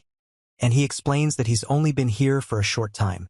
He says that it is a wonderful place with kind people and he is happy that he came here, although he still does not have self-confidence, and she thanks him, calling him by his name Kaori. Tenjo Yuya says he heard a lot of people gathering at the store at noon, and she calls him to come over. The girl is smiling and holding a dessert, and below is a city street with passers-by. Tenjo Yuya explains that there is a liquor store near the school and that some stores have television equipment, and she explains that there is a cafe there and asks what happens next. He explains that he understands, but asks if it's a date or if she just wants something from him, and she's surprised. Tenjo Yuya says that there is no point in wasting time on him, and the girl offers to give him a tour of the school and talk to him, after which the other person doubts the correctness of what is happening, but is glad that Kaori is happy. He tells her that this shop sells delicious crepes, and she explains that she has tried them before and they are really good. He asks about the pancake shop, and she tells him that she wants to try the delicate pancakes and explains about the limited editions that are hard to get. He is surprised. She says they're going, and he's surprised and asks what's going on. Then they're shown holding hands. He says that the two are wearing the Osei High School uniform, and another explains that they look like a cute couple and hopes that they are. Then a third asks if they have seen these guys before and adds that maybe they are from a magazine. Tenjo Yuya says he feels someone's eyes on him and he's not sure if it's a hallucination, and he's wondering if he should be here. He screams and she is surprised and says that it is terrible. She asks to shake hands, and the crowd demands to take a photo and objects that it is a scam, while he and the girl are surprised. He wonders if there's something wrong with them. Tenjo Yuya asks for forgiveness, and the other man says that it seems they made a mistake. He is surprised and she asks what is going on. Tenjo Yuya apologizes for accidentally touching his hand, and he asks for forgiveness and is surprised that it is a hand, while passers-by comment that they are a cute couple. He says that it was the first time he held hands with a man other than his father, and in his memories he hears people asking for help and warning him not to hit him too hard. He says the pancake is delicious, and she says she made it to the last pancake. She says that it was her last one, and Tenjo Yuya explains that there is no need to count them. The main thing is that they are delicious with blueberries. He says it's delicious, and the girl next to him suggests starting to eat. Kavchik's assessment explains that the secret sauce recipe is complex. The sugar pairs well with the walnuts. The balance between the dough and the degree of baking is exquisite, and the tart berries and whipped cream are a perfect match, with the soft dough seeming to envelop them. Tenjo Yuya says that it's his first time eating pancakes and now understands why many people like sweets, and the girl explains that sweet food is delicious and offers to try her dish, asking if he wants to try other flavors. He asks her to wait and try the pancake just once, and the girl persuades him to take a bite, explaining that it is also very tasty, after which he is surprised that it is an indirect kiss. He says the dessert is delicious, the girl explains that she likes it too, and Tenjo Yuya says that she already told him about it, and the other girl is surprised. He and she scream at the same time. Tenjo Yuya apologizes for not noticing how upset she was, and he explains that he just ate a delicious dish and asks if she really wanted him to eat it.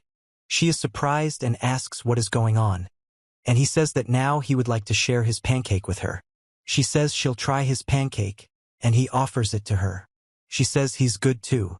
He screams that he can't believe what's happening. She says she wanted to give him a tour and was a little nervous about it, and he thanks her for today. Tenjo Yuya says that what she showed him was enough and asks Kaori if she knows much about traveling shops, and she explains that she just wanted to spend time productively. She says she's constantly moving because of her father's job and can't make friends, but he says he felt very good with her. He says that Kaori is rich, kind, and values her family very much, but he doesn't understand why she says that. Tenjo Yuya asks if he has any friends or a girlfriend.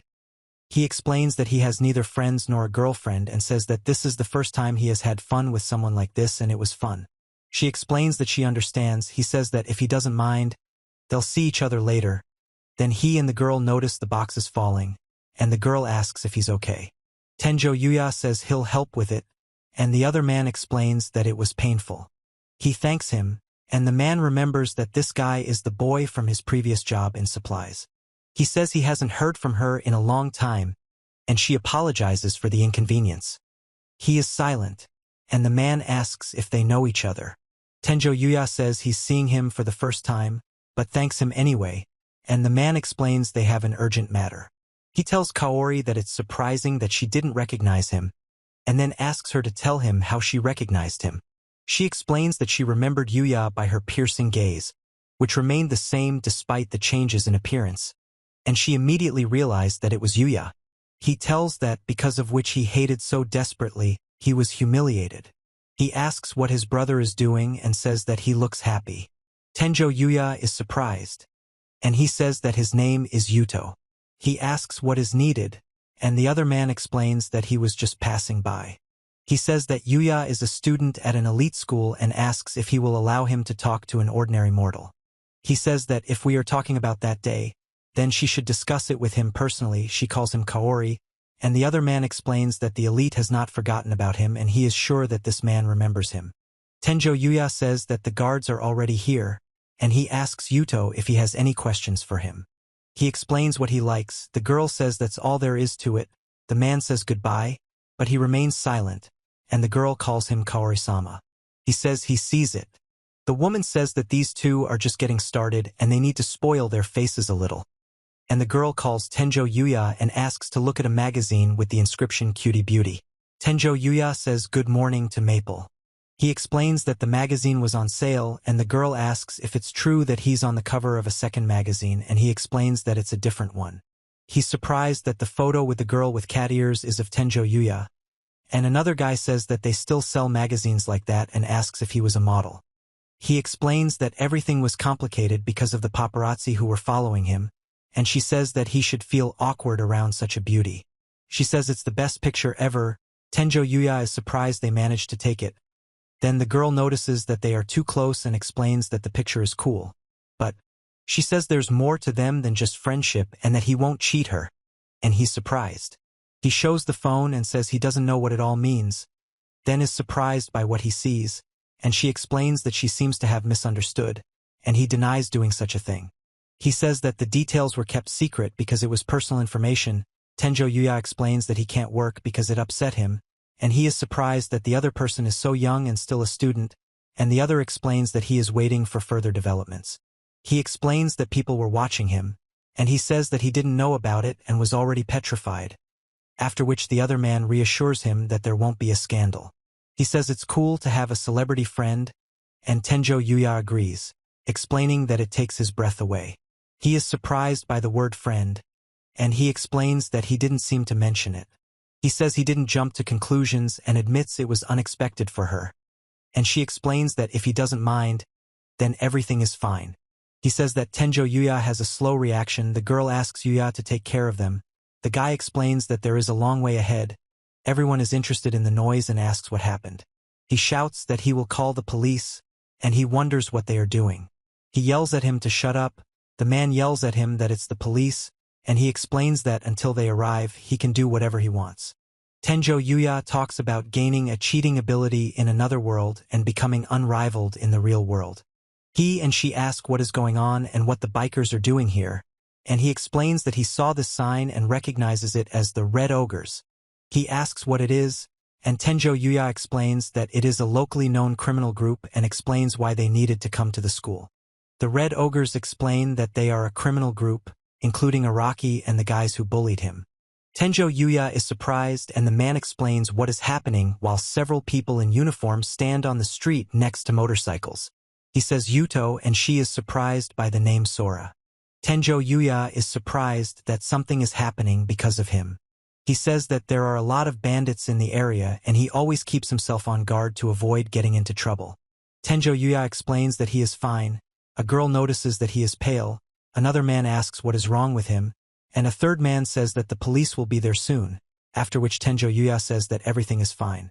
He explains that it's better to leave it to the police since he can't do anything anyway, and the man says that it's dangerous there and there's a girl there.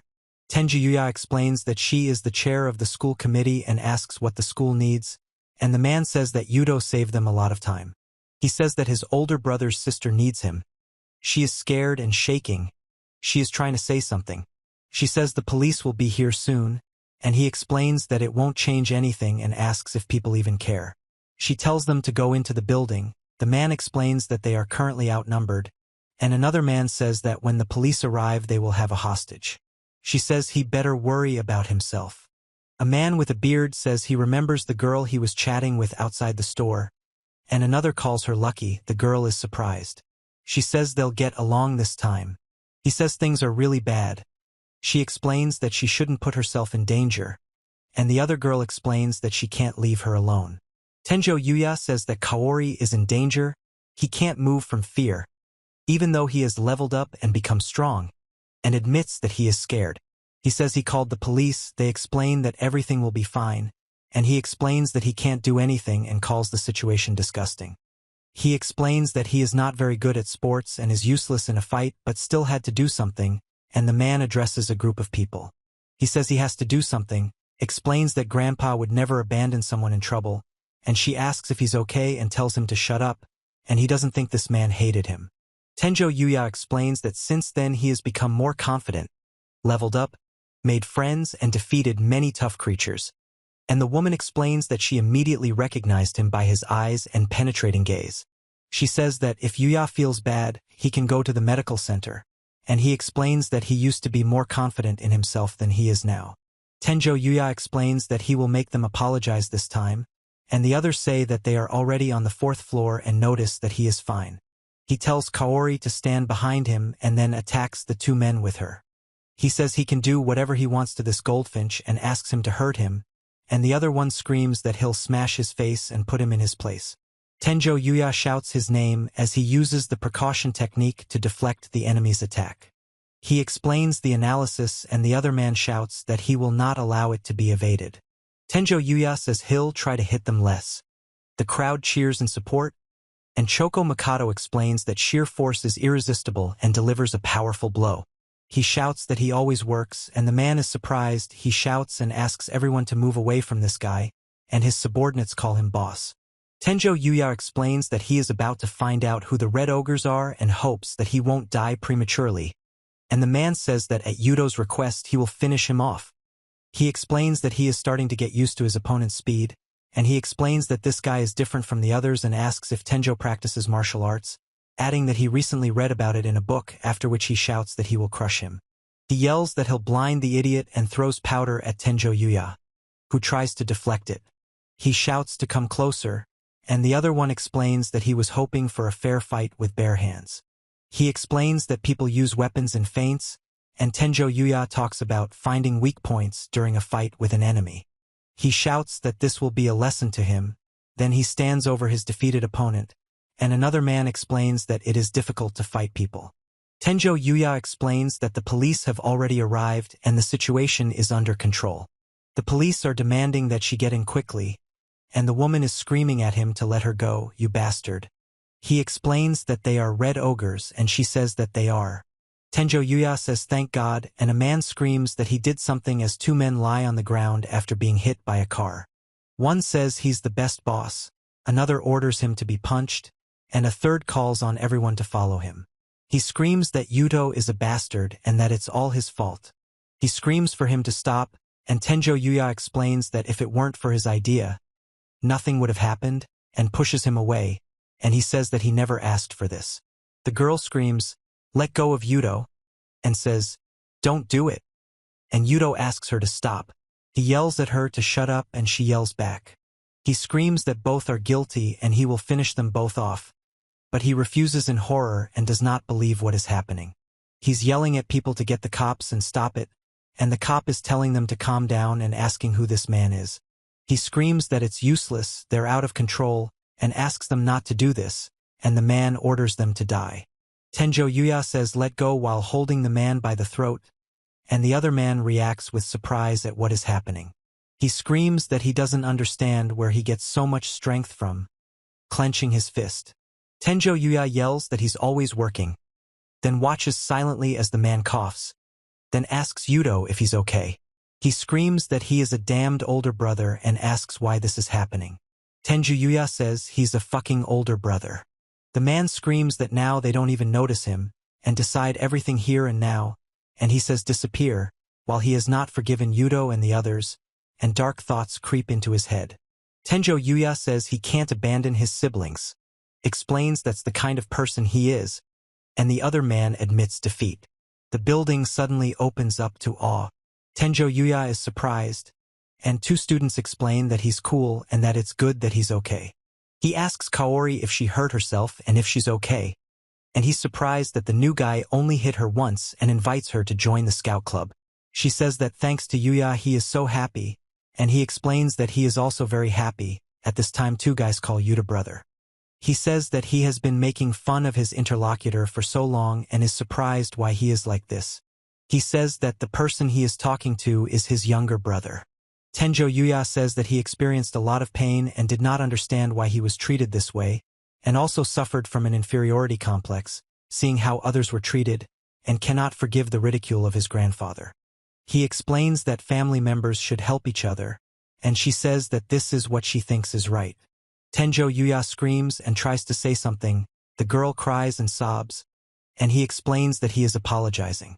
He says he's confident they'll get what they deserve, and she explains that that doesn't mean their future is already decided.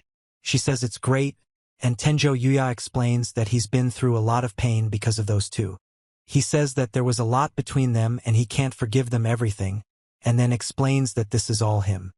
He says that what happened to him today involving Yuto and the others was also arranged by his brother, and explains that this is his way of thinking, no matter how it may look from the outside. Tenjo Yuya apologizes to Kaori for bothering him. She explains that there is no need to worry about it, because he saved her again, and he hopes that he made it in time. She says he arrived just in time and calls Tenjo Yuya her hero. Tenjo Yuya blushes and explains something, and she listens attentively and asks what happened.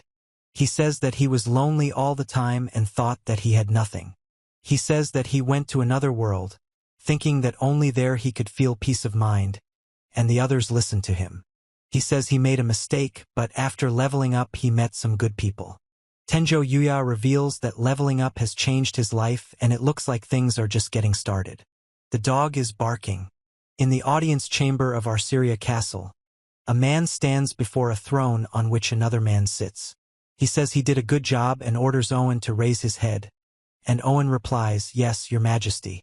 King Arnold von Arceria tells what he heard about Lexia's savior. He says that there was such a young man on the great magical border and asks if it is true that he is a foreigner. He explains that he has an unusual appearance and name for the country, and since he has a surname, it means he is a complex person. He asks if Tenjo Yuya has any doubts, and the other man explains that he thinks Tenjo Yuya is a reliable person. He says that they plan to invite him to the castle in a month, and she explains that if he looks at it in person at the reception. He is silent, and the other one says that this man. He explains that Lexia proposed to him herself, and the man yells that she deceived his sweet daughter, and the other man asks him to calm down. The Orc King shouts and waves his weapon, warning against waving the national treasure, while Tenjo Yuya looks resolutely towards the enemy. He yells that he dragged the puppy into a fight and asks for forgiveness, and the puppy growls. Tenjo Yuya explains that the wound was not caused by another monster, and that the dog is making sounds. He says he's found a citrus-flavored recovery medicine, shows it to the dog, and offers it a try, warning that he might not like it. Tenjo Yuya explains that the medicine will heal the wounds and asks if it hurts, and the wounded dog says that he will not do anything bad. He says that the dog always comes back and then feeds it, watching its reaction. Tenjo Yuya is surprised when the creature licks him, and then he notices the appearance of a large, shining animal. He's happy that everything worked, and the dog barks and calls her cutie. He invites the dog to come with him, and she happily responds, after which he laughs and says that she seems to understand the words. Tenjo Yuya says that the taming skill has been acquired and is surprised that the companion monster exists, and another man explains that the monster is not just a puppy. The taming of Black Fenrir has reportedly been successful. Tenjo Yuya is surprised that Black Fenrir's level is too high to be tamed via invitation, and the girl asks if this is a pet store. He says he needs a collar for his dog and asks if there is one nearby. The girl asks if he has a dog, and he explains that he got one yesterday, and two guys ask what it is and what color it is. He says maybe in the shopping district, and the other explains that they'll go after school. Tenjo Yuya is surprised by a dog in a backpack. A girl tells another about dresses, and two guys explain that he shouldn't have come here. She asks what he decided to name him, and he says he named him Knight. One of the girls says the idea sounds cool, and Tenjo Yuya explains that he's glad they liked it too. The dog yells Knight. He says he's home and praises her, then apologizes for leaving her alone to watch the house. Tenjo Yuya says he bought a collar today and explains that white goes well with black fur. He explains that a collar is needed to go outside and asks if that's okay, and the dog barks happily. It is explained that the royal comb is a rare item of the Orc King, which nourishes and adds shine to hair, restores dead roots, and is sold by aristocrats at a high price. Tenjo Yuya walks with his dog on a leash, greets a passerby, and two girls notice him and admire the cute pet. He explains that the dog is not afraid of cars and does not do dangerous things, and then suggests taking a walk to the great magical border after lunch. Tenjo Yuya says that this creature doesn't look like a normal beast and explains that it could be dangerous, and then he lies down next to the animal. He says he's finding a familiar path, and the woman says it's a dog while he's leading it on a leash.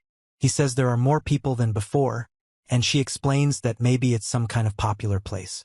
Tenjo Yuya is surprised, asking what is going on, and the girl says that she was returning from shopping and asks if he is out for a walk, after which she is surprised that it is a baby. He introduces Knight as his new family. Kaori says she's glad to meet him and pets Knight, noting his softness and cuteness, and he explains that he's happy when Knight is praised. Tenjo Yuya asks what breed the dog is. She explains that she doesn't know because she picked it up, and he is surprised and thinks that he can't tell her the truth. She says the baby looks very happy and glad that he picked him up, and he explains that he is happy if that is really true. She is sure of it and says wow, and the man with glasses says that it was God who gathered a wonderful guy, a puppy and a beautiful girl in one place. The crowd asks what is going on. Tenjo Yuya is surprised and explains that it is indeed him. She says it's Yuya, and he's surprised it's Miyu. He asks why she is here, and she thanks him for his care on the set and says that she is glad to meet him again after a long separation. She says that her house is nearby and that she often walks here at this time.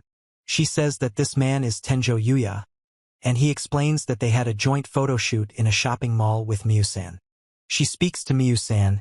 He explains that this is his friend Kaori and a member of the Knight family, and she greets him and the dog. She tells him that her name is Miyu and she is a model. He says it is nice to meet him, and the girl is surprised and says that it is true.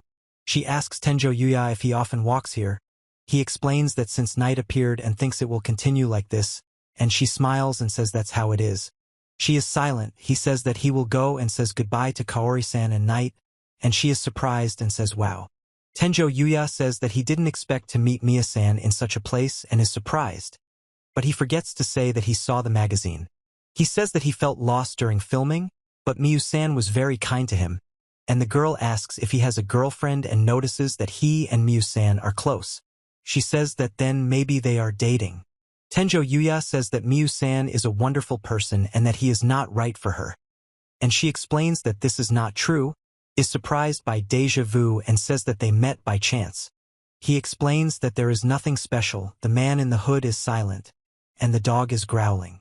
Tenjo Yuya yells to stop and let go. He wonders what Night is, and she explains that Night barks and calls him Night-san. He screams that someone is a kidnapper, and the woman orders him to shut up. He explains that the bag is flashy and contains something important, and another man shouts to get out of the way and warns about the danger of a knife. Tenjo Yuya yells, "Night!" The dog barks, "Waff!" The woman asks for her grandmother, who explains that she's fine but is worried about her mind. She screams and he is surprised, grabbing her hand. He shouts what kind of dog it is and demands that the animal be released, but the dog leaves. Tenjo Yuya shouts that he can't lose, and the man is surprised. He grabs the opponent's arm and throws him, demonstrating martial arts.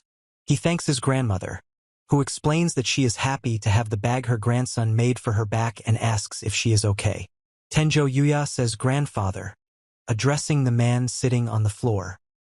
He tells his grandmother that he is sure her grandson will be upset if something happens to her and asks her to be careful. An elderly woman thanks a kind young man. He says Yuya-san. She says she thinks there are people who are worried about Tenjo Yuya and mentions what he told grandma. She explains that she is worried about him now, before and even for the first time, and he says that he is fine. She tells him not to be too reckless.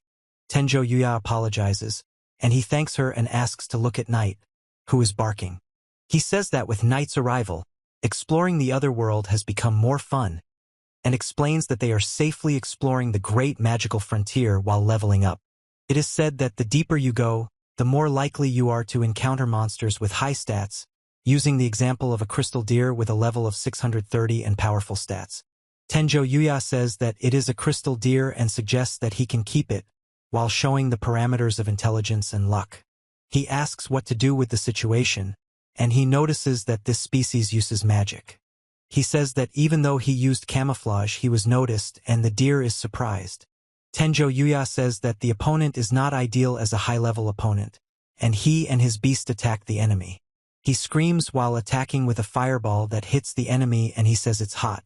Tenjo Yuya explains that he can now deal not only with the devil bear he fought earlier, but also with monsters that use magic. He is surprised by other magic and explains that he is not saying that there is only one. Tenjo Yuya says everything is fine and thanks him, and he notices the cat and is surprised, after which he thinks about what to do with two types of magic, considering that there are two of them here. He says he's relying on Night, while the deer fights off an attacking dog. A dog leaps to attack a deer that looks at it as fire whirls around them. Tenjo Yuya says he doesn't know the principle, but suggests that he controls flames with the red horn and water with the blue horn. The deer notices the approaching dog and becomes nervous, and the dog jumps on him, trying to attack. Tenjo Yuya explains that if the opponent overuses one side, he will pour water into the middle of the flame, after which a powerful explosion occurs and a deer appears, which notices something and abruptly leaves. He talks about his characteristics and skills, and next to him under his control is Night with characteristics and notes. Tenjo Yuya says it worked, Night barks, and he explains that the number of dropped and strange items has increased. He tells that he has a magical weapon received from a sage and explains that the antlers of a crystal deer can be processed into a special magical weapon. He is surprised to see a luxurious portable outdoor bath set in front of him. Tenjo Yuya explains that he brought a bath set and nice everyday items, then expresses surprise at the appearance of a luxurious outdoor portable bathtub and admits that he couldn't resist the temptation to take a bath. He marvels at the mysterious technology and explains that a transparent veil that cannot be seen from the outside can be used to protect privacy. Tenjo Yuya says that the bathtub in his house is narrow because of his height, and for the first time he can take a bath with his legs straight, and he explains that there is not much left. He explains that this is a body, and another man says that he came into this world, inherited the house of a sage, raised his level, and since then a lot has changed. He marvels at the wisdom of the man with the lantern, then says there is much to explore and suggests they go out, turning to Night, who barks. Tenjo Yuya says that with the map skill, he won't get lost on his way home and explains that walking may require preparation, especially when exploring remote areas. The image shows a forest with tall trees and partially visible sky. Tenjo Yuya reveals that he gained a cheat ability in another world and became invincible in the real world, and explains that the third volume of the comic was a smash hit. The image shows a dark cave passage with several glowing balls illuminating the way. He explains that the lamps lit up, illuminating the stone staircase in the cave. Tenjo Yuya says this is not a natural cave. He says that there don't seem to be any lurking goblins here, and the wolf explains that Night is still acting strangely. Tenjo Yuya wonders if there is something ahead, notices the sound and explains what it is, then calls out to Night when he sees a hooded skeleton. He is surprised to notice someone. He explains that it is not a goblin, but someone died next to him, and the dog barks. He says it's probably a book, and Tenjo Yuya explains that he might find out who this person is. The sage's notes are dedicated to the one who was able to reach this place. Tenjo Yuya says that this man is a sage. The man says that for a long time there was nothing that was beyond his control. He explains that he did it because he could, and tells how magic, swordsmanship, art, cooking, and blacksmithing are gifts, and he succeeded in absolutely everything because he simply started. A hooded man says that in life he stepped into the realm of the gods. He explains that the power is overflowing the body of the interlocutor, and says that they would like to accept him as their friend. He says that he froze in surprise and explains that, if he agreed, he would become an immortal god, since the very essence of death would never touch him, and this is not available to any mortal. He says that she will probably, like everyone else, decide that he is an idiot but explains that he refused. Tenjo Yuya says he wanted to die as a human. He remains silent, and the hooded man explains that he is a sage. The man explains that reading this book probably means having enough strength to escape from a place infested with demons. He explains that his strength is incredible compared to other mortals.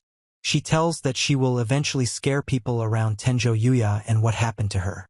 He says it may be none of his business, but he doesn't want anyone else to have the life he lived. Tenjo Yuya says that he thought he lived deep in the forest, but he turns out to be a misanthrope and selfish person, and the skeleton explains that he was unhappy and lonely, lived to a ripe old age and was unable to die like a human being. He explains that someone is worried about him, being a complete stranger, and says that this person is good. She says that someday everyone will start to be afraid of her, and he explains that this is bad. Tenjo Yuya explains that he needs to take his time, make friends at his own pace, and warns that he will encounter not only his friends, but also himself, and the man says that he will definitely succeed. He says he can't afford to be weak and explains that he must continue to fight for the future. He asks his grandfather to say something similar, and she thanks him. Tenjo Yuya says that he wants to thank him for getting to the end and explains that he will tell him what he wants to know. Then notices that the book has blank pages and says that they are having a conversation. She explains that it must be magic and at the same time performs a magical action with her hands, causing an explosive reaction in him. Tenjo Yuya explains that this is now a real conversation and suggests that the two want to learn about magic. He explains that his power is awakening and he is ready to fight. Tenjo Yuya explains that the book contains important knowledge and explains that its pages begin to glow and fly away. He explains that in the sequel he has collected his entire theory about magic, and if you read it, you will understand everything in general. He explains that now, even after reading, it will not be possible to use magic, and the other says that this is because he himself is not worth it and does not try. Tenjo Yuya explains that the interlocutor is apparently not from this world, and explains that the beings of this world have a circulation of magic inside their bodies, which is a magical circuit similar to blood vessels. He explains that the heart of the inhabitants of this world produces not only blood, but also magical power that runs through the entire body, and explains that the interlocutor lacks this chain, so he cannot cast spells, after which the interlocutor says that it is a pity. The man explains that he is giving away his chain because he is no longer in this world and asks to use it, while Tenjo Yuya listens. He explains that his chain is so valuable that it will disappear if not used, but now there is a purpose, and he says that if you go through life with dignity, corresponding to strength, then there will be nothing to say, and then he is surprised at what is happening. Tenjo Yuya explains that the transmission was successful and now he is free to do whatever he wants, and also says that he wrote down some magical theory that the body will understand, although it will not be able to read it. He says that a lot has been said, but he wants to wish happiness to the reader of this book. Tenjo Yuya says that there are things in life that cannot be taken back and asks to live in such a way that there are no regrets. The sage says he will be glad if the book and his magic chain help in the future, and leaves wishes with the best intentions. Tenjo Yuya says that he immediately decided to test the magical theory written in the cave from the notes of the sage. He talks about gaining a cheating ability in another world and how he will become invincible in the real world. Tenjo Yuya explains that magic is the embodiment of imagination. To understand it, you need to feel the magic within yourself, and an effective way to achieve the goal is meditation, which he practices by closing his eyes and concentrating. He says that his body is filled with something that is getting hotter, and he wonders what it is. Tenjo Yuya says that perhaps this something was magic and gains the skill magic control. He explains that at first there was a fever, but it gradually subsided, the feeling of power remained, he can control it as he wants. He notices a magic chain on the creature of this world and says that after feeling the magic, it's a small matter, suggesting to imagine how a flame bursts out of the palm of the hand. He explains that magical words and chants are not always necessary, as they are auxiliary means for fixing the image, but words can be directly associated with the image, and names would facilitate the use of magic. Tenjo Yuya says that singing is not necessary, you just need to visualize the image. He explains that it is good to start with water magic, since fire is more dangerous. He explains that the shape of water is a sphere and gives this name to the image. Tenjo Yuya explains the water ball spell and is surprised that it worked, and the dog is happy and says that they are magicians. He says that since they're already here, it's worth trying something else, and then explains that they need to sort this out first. Tenjo Yuya explains that the water bubble is supposed to pop comically when touched. Then he screams when the bubble explodes, after which he stands silently next to the animal. He says that it's good that it wasn't fire but the dog making the sound, after which he says that he has been practicing control for a long time. It is stated that the action takes place in the capital of Montreux. He says that these are slums outside the city center. He says that here, it is reported that a dark guild is located here. He explains that the Corns family cannot afford to fail and will have to use the Dark Guild, while the other one says that it is a nasty place and he did not want to come here.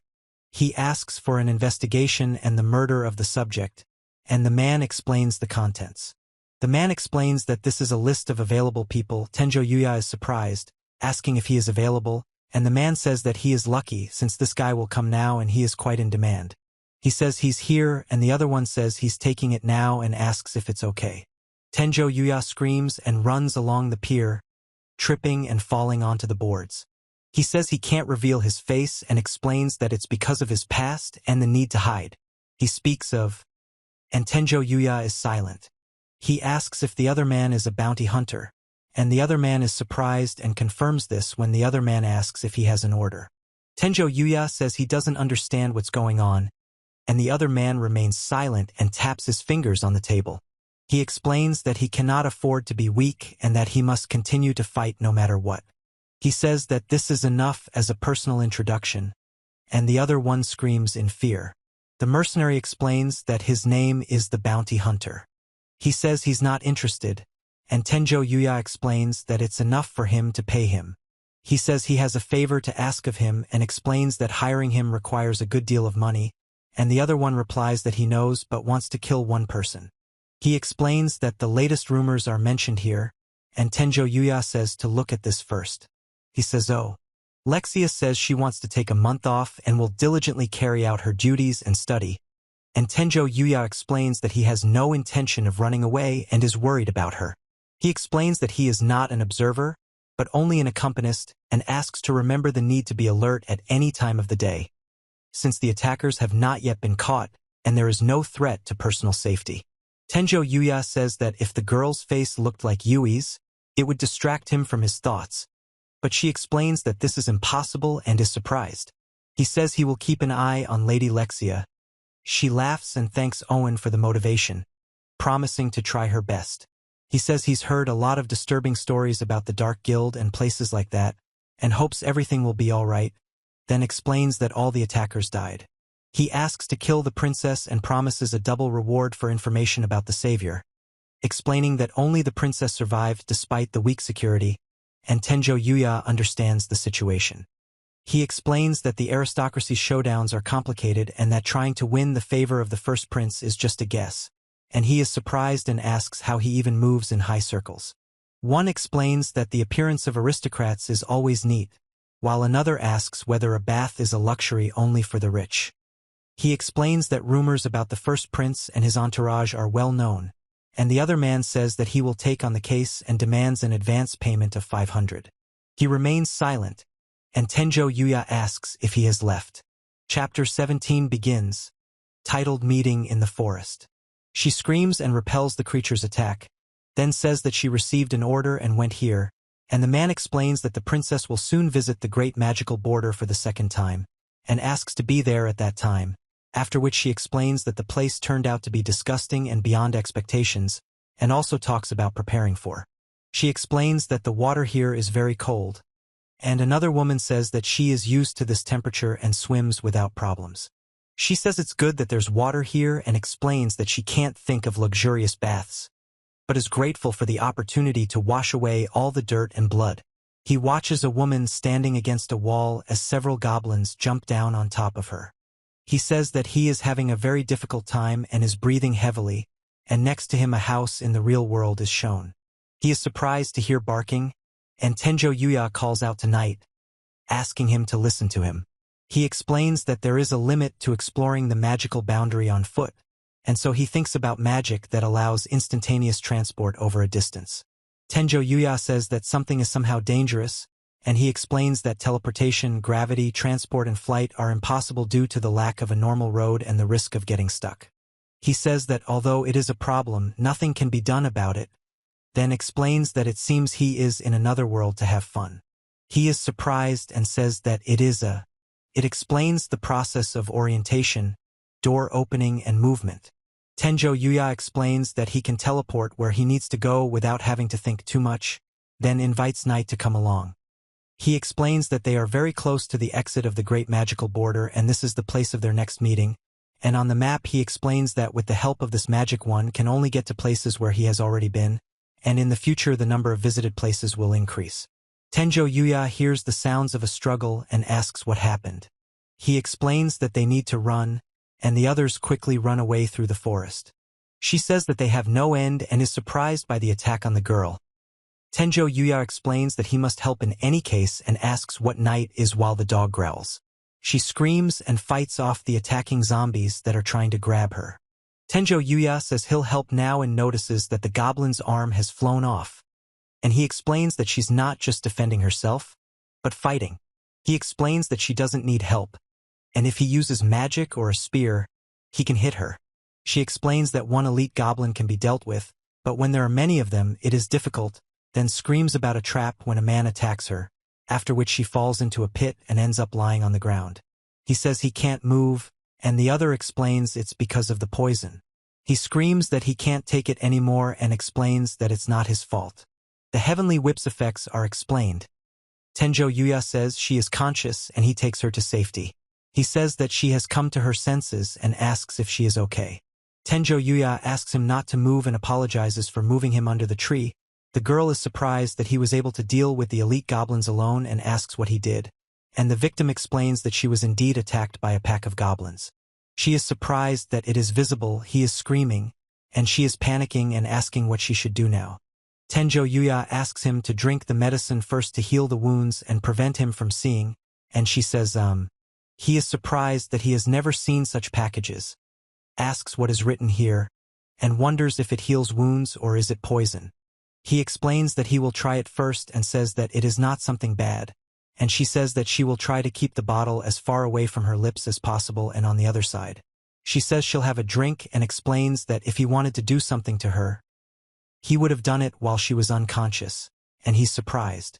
Runa thanks Tenjo Yuya for saving her and introduces herself, and he explains that his last name is Tenjo and his first name is Knight, and is surprised that she is an aristocrat.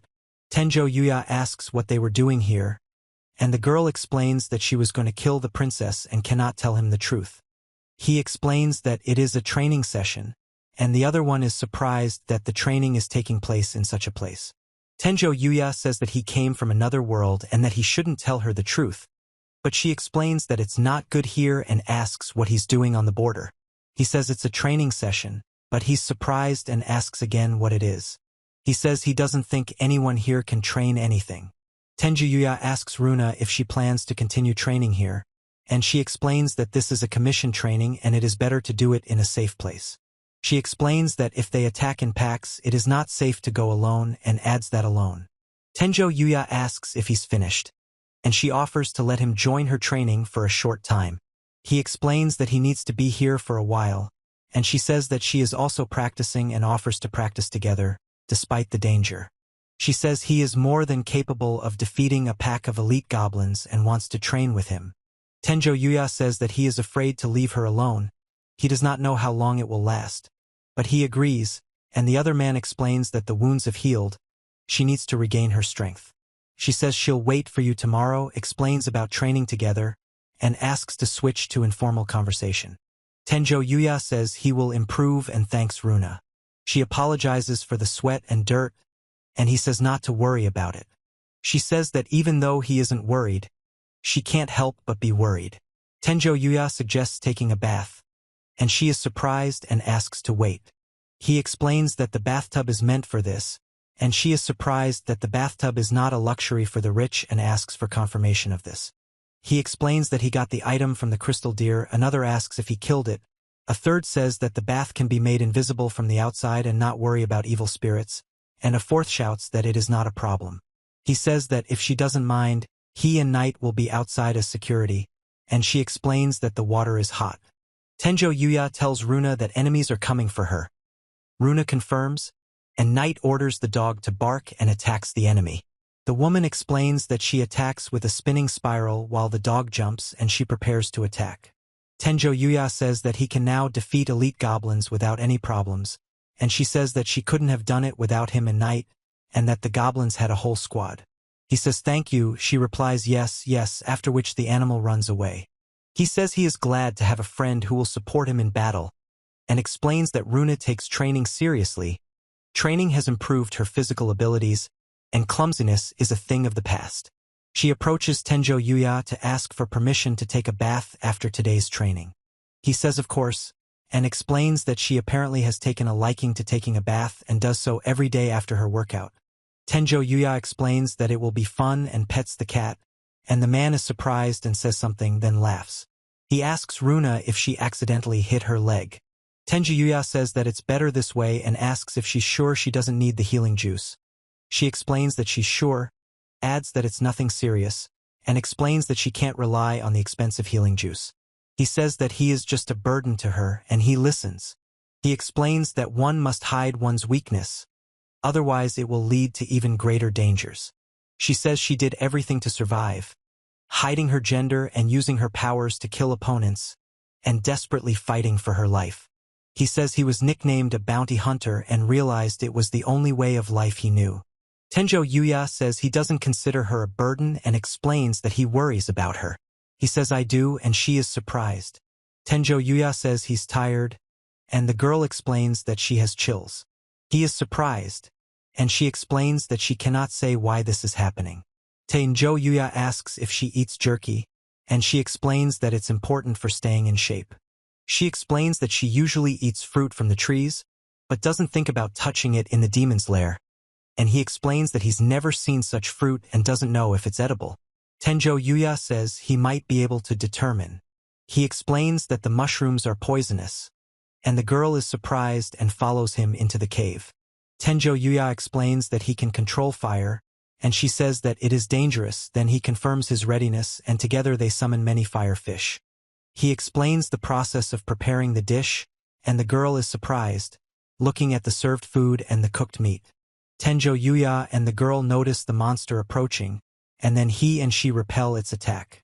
He and she notice the appearance of a large piece of meat, and he is surprised by it. Tenjo Yuya explains that the meat is edible, and she is surprised. She smiles and covers her mouth with her gloved hand. Panoramic view of rocks and forest under a cloudy sky. She says the food is delicious. He explains that he has done almost nothing and can't cope alone, and she explains that he has the support of those around him. He admits he's a little jealous, and she says they were very nice to her. Tenjo Yuya thanks her for the food and says it was delicious, and she explains that he also collected the ingredients, and he explains that the guests were not at all nice. He says you can freeze the meat and save it for later, but she explains that you need water to freeze it. Tenjo Yuya explains that he is using freezing, and at the same time she is surprised by what is happening. He says that he overdid it and doesn't know how to unfreeze it, and he explains that an ordinary person can't do this and is surprised that it was magic even without a spell. She is surprised that Yuya is strong enough to face the elite goblin police and says that she hasn't seen any other people here except Yuya, and he tells Rune that when she wants to eat. Tenjo Yuya asks Runa what's wrong with her, and she explains that there's nothing. He suggests finishing for today and asks if she wants to take a bath, and she confirms and explains that she has things to do next week. He tells her to go first, and Tenjo Yuya asks if she's sure and explains that she'll go after him. He says that's okay then, and he asks how exactly. Tenjo Yuya says he wonders what's wrong with Runa, since she always goes to the bathroom first, and then he explains that it's nice and hears a dog barking. He is surprised that he smells and explains that this is why she was acting so strange. Tenjo Yuya says that he is terribly sweaty and needs to wash himself well, and then explains that he does not want Ruina to hate him and asks what this is about. She is surprised, and he says that he doesn't understand why she is doing this, asks her to wait and apologizes, explaining that he will finish soon, but she says that she will just leave. He wonders how this happened, and she explains that she washes his shoulders with foam. She thanks Tenjo Yuya for his help and says that she has become stronger thanks to him, and he is surprised. He explains that he wanted to practice, thanks her and asks to allow him to thank her, and she says that it would be impolite not to accept the gratitude, but he thinks it is wrong. She says that this is not all and he saved her many times. She says she was able to smile again, eat without fear of food poisoning, and enjoy spending time with someone. She says that if only they could continue to grow stronger together. He answers her with a smile. He explains that a bounty hunter's hands are too dirty. He explains that he can't stand in the water for long, and Tenjo Yuya says that it's okay because the water is cold. He explains that he is a bounty hunter, and she tells him to kill the princess and find the stranger. He says so what, and she stands next to the basket and her large hand lies on the surface. She says she's able to see the bright side of the world again and suggests they end it. He says those were the best moments of his life and thanks her, and she explains that this time she'll let him go and pay him back for the bathroom. He says that they have to go and shouldn't linger in the bathroom, and Tenjo Yuya agrees and is surprised. Then she screams and he asks for a towel. She is surprised by the towel, and the two men are silent, sitting on the stones. She asks if he saw it, and Tenjo Yuya remains silent, sweating and embarrassed. He says he is very sorry. He screams and a cat with a handkerchief in its mouth comes to him. He says that Runa said not to worry, but he needs to apologize again. Tenjo Yuya says he forgot to tell you he'll be busy next week. He says it must have seemed that way. She says Yuya was so bright. He explains that Yuya was so bright, then explains that he wants him to think about who he really is, and the creature says that he will probably never know. He says goodbye to Yuya.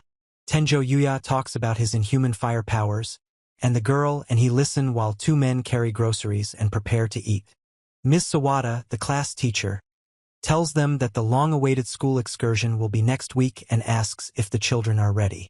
Tenjo Yuya explains that even promising students can struggle socially, so for their well-being, they need to leave their comfort zone and experience new places to strengthen their mental stability. He explains that you need to get used to the change of scenery through an excursion, and he understands this and smiles. Tenjo Yuya says that he will now divide the class into groups and asks them to remain calm so as not to increase the homework, despite the students' indignation. He explains that a school trip is a good opportunity to strengthen relationships between students, and being in a group with acquaintances will not allow you to make new friends. Tenjo Yuya explains that being an adult will be hard if you don't know how to make new friends, and three listeners react with fear. He says he has new friends and the board shows the group assignments with his name in the 5th group along with Ichino's, Kazama and Kenzaki. Tenji Yuya says that they are in the same group, and Kid explains that it is nice to see someone familiar and she is glad that they are in the same group. He greets everyone and says that he is also in the group and is glad to meet you. He says it's nice to meet Akira. She explains that they are now comrades and asks to just call her Akira, and the other person says that calling her without suffixes is too cold. Kenzaki Rin explains that this is their first time speaking and suggests they call her whatever they want, while Tenjo Yuya says that the other person is talking too much and needs to move. He says that if the other person keeps quiet, he will call him Prince, and the other person asks to let him go and insists on calling him quickly, but he explains that he will call him only if the other person stops talking, and asks that it be enough already. Tenjo Yuya explains that he hadn't thought about it before, but now he's worried and asks Rin and Akira to take care of him, after which the girl confirms the rumors and offers to spend 2 days and 1 night together, and the others happily agree. He tells them that they will be going to a boarding house with picturesque nature, booked by the school, and explains that they need to read the brochures to find out what things to take. She explains that they will find out about the pastime on the spot. The girl hands Tenjo Yu the documents. He thanks her and reflects on how this is his first trip and he doesn't think it will be like going to another world. He says that you need to take things with you, explains that the bigger the bag, the better, and talks about other little things. Tenjo Yuya asks what they will take with them. The girl explains that they need maps first, and he notes that the writing is too vague. He tells them that they need to do a test of courage and take juice without soda, and he will be in charge of snacks, and he is surprised that it is normal to take such things to a school event. One says they absolutely need games to strengthen their friendship, another explains that this is no longer prohibited after middle school, and a third wonders why Tenjo Yuya never went on field trips. He says that he will then leave everything to himself, and the man explains that they call him the Prince of Camping, after which the woman demands to stop. Tenjo Yuya asks to speak, explains that he wants to call him Prince, and he is surprised that he turned out to be the strangest, while another man says that Tenjo Yuya has a rather lively. He says that they don't need to worry too much, and the other explains that they will only be there for 1 night and need to get a bag, discussing what to take with them and that many people pack first aid kits. Tenjo Yuya says she needs to buy some more stuff and offers to go with them, and the man explains that he only has a school bag and suggests they go shopping after school to buy a new one. She suggests they have some fun, and he explains that they are just shopping before the trip. Tenjo Yuya explains that it's more fun together, and she is surprised and says that everything is fine and that she went with them. She asks if they are heading home yet, and he explains that they decided to go shopping before their trip. He says he's surprised by Kaori's closeness to Yuya and finds it unexpected that she would go with them. And she explains that Kaori is the director's daughter and is difficult to get close to. She explains that there is a completely different aura around her. Her father is a different person, and asks to call her simply Kaori, to which they reply that they hope to get along with her. She explains that they met when Yuya saved her from a robber and asks if he entered their school after that, and the other girl says that it is clear. Tenjo Yuya explains that it's not that big of a deal, even though he was the one who got beaten, and the two men say that it's quite impressive and that he couldn't have done it, he was too scared. He talks about how he's like a hero who saved Kid when she was in danger and confronted the bikers at school, and the girl smiles. Tenjo Yuya says he's a hero. He says there are arcade machines. She says she's going clothes shopping with the girls. Another explains that they'll pick out a backpack for Yuya first, and another asks if the bookstore will have their favorite light novel that's about to be made into an anime. She says that it is her first time walking in a large group and asks if it is necessary to adhere to the rules of conduct. And Tenjo Yuya says that he does not know either. He says he's never had the opportunity before, and she explains that it's a first for him too. He says they are so innocent, like they are from another universe, and she confirms it. Tenjo Yuya says the backpack is comfortable and suitable for school. Another man explains that he has wanted one for a long time, and a third man explains that he is choosing the backpack for himself. She says that there are a lot of people in the shopping center today, and the girl explains that there is a play area here. Tenjo Yuya tells her he's going to play VR today, and the girl explains it's a fully immersive game, and they sit down together in chairs to play. He says that he can't give up, and the girl is surprised and says that they must continue. The other man explains that the situation is difficult. She says she fell again and Tenjo Yuya listens. He asks what's going on and she explains that she wants to catch this kitten.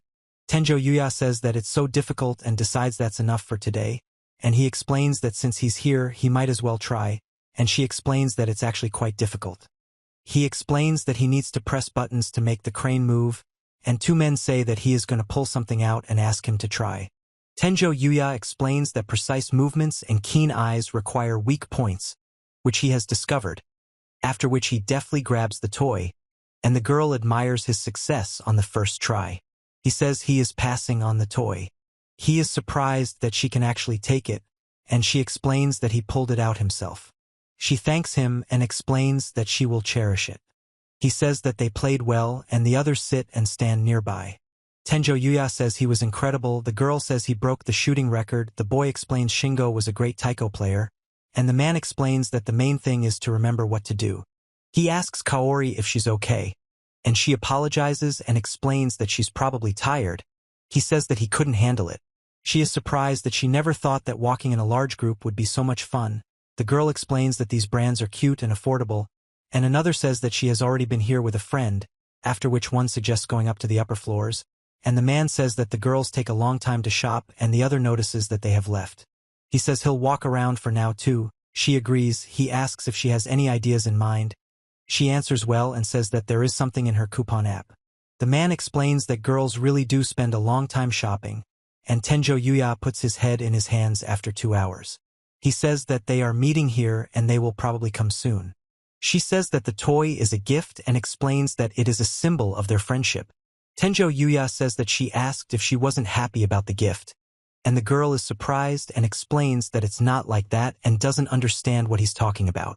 She says that after the incident, Tenjo Yui has many secret admirers, while the other one is surprised that high school students are talking about him.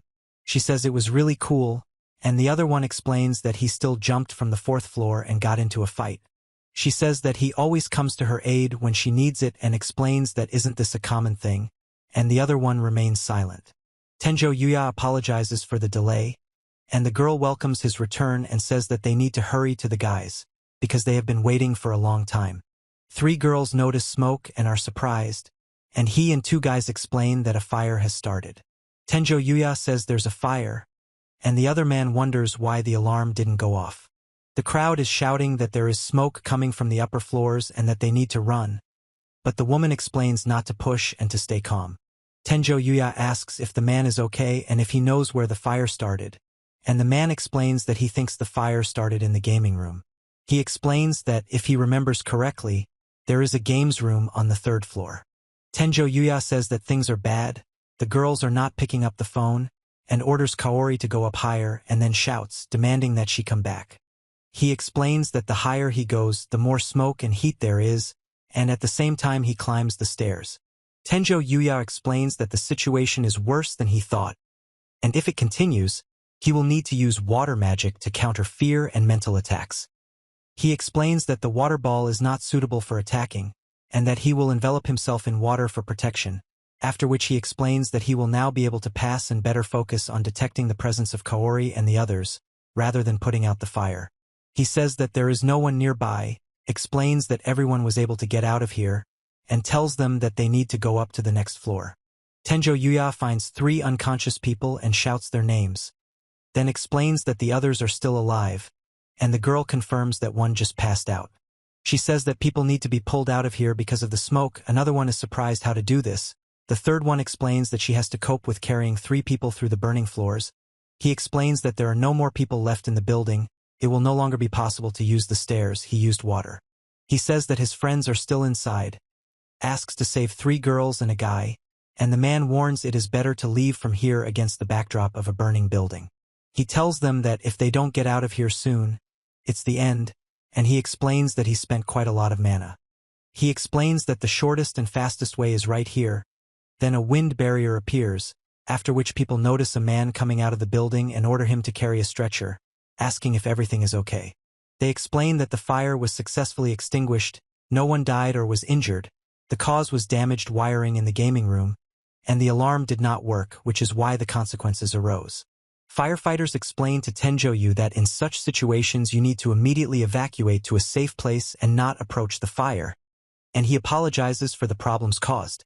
The man explains that he is not the one who should apologize, and Tenjo Yuya is surprised. He yells that he shouldn't have gone there and they were really worried, and the other one explains that it's true, after which he apologizes and asks if everything is okay. And they tell him that it was the first time they were angry with him. The man thanks Tenjo Yuya for saving Kaori and asks him not to cancel the school trip, and Tenjo Yuya says he's glad everything is okay and everyone is really looking forward to seeing Kaori. He explains that there is no point in canceling it and asks everyone who is ready for it to have fun there. Tenjo Yuya says they succeeded, and the man with glasses explains that he also doesn't want her to fail, and everyone rejoices together. He says that it's time to hurry home, as it's already quite late, and she explains that he always comes to the rescue when needed. She explains that yes, and he looks out the car window and explains that he is going to go. Tenjo Yuya tells Knight he's home and the dog is barking. The school trip is reported to be next week.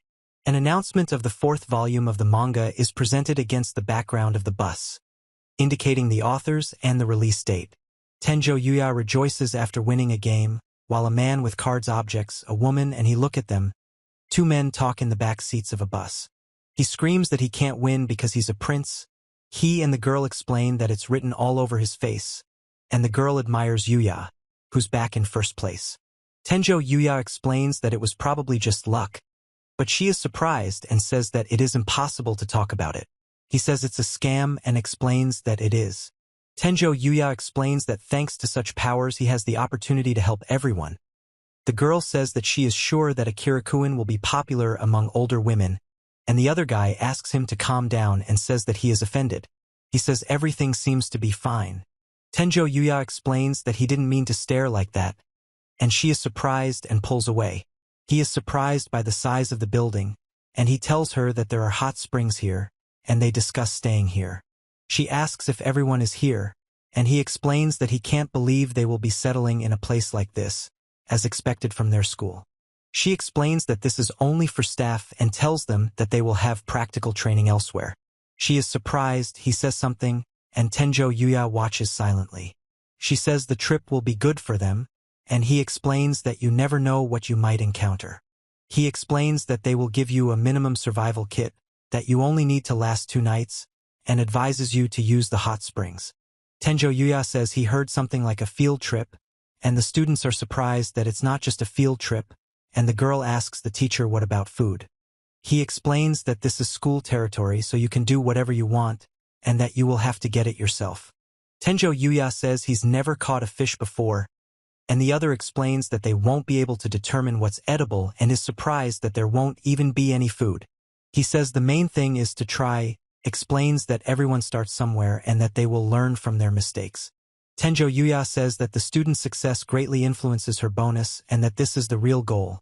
And then she explains that she is confident in their success and offers to cook delicious food, to which the students turn to her as a teacher.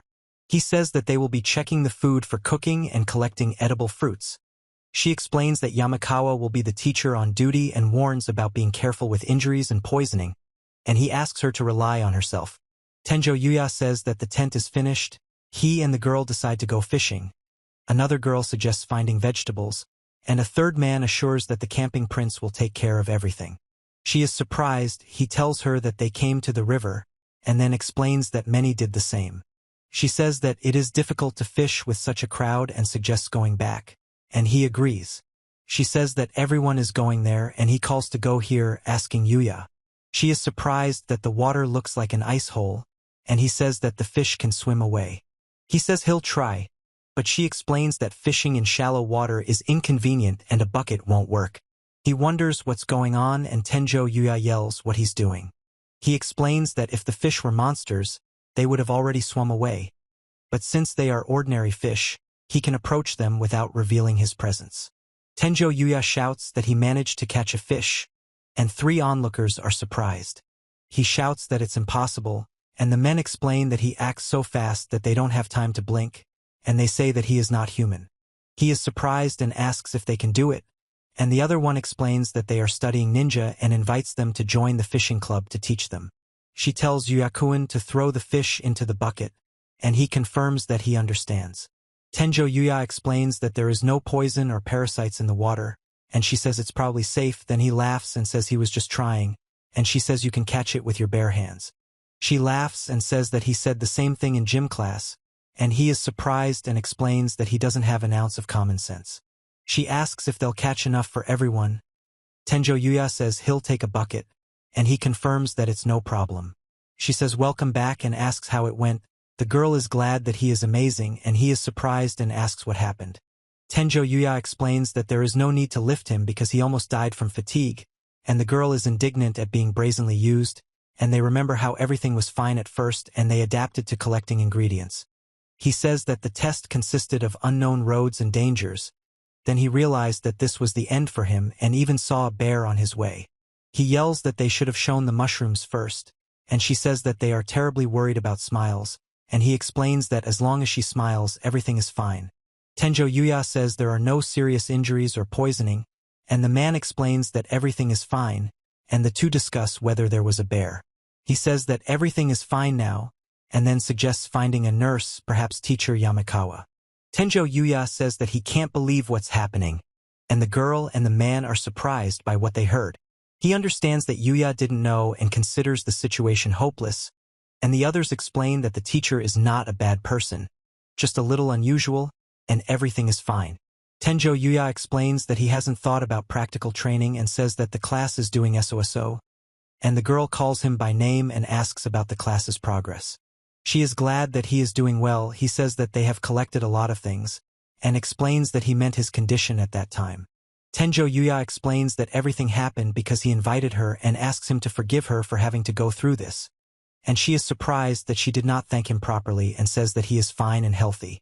She says she had a great time and is glad he invited her, and he explains that this is not true and adds that.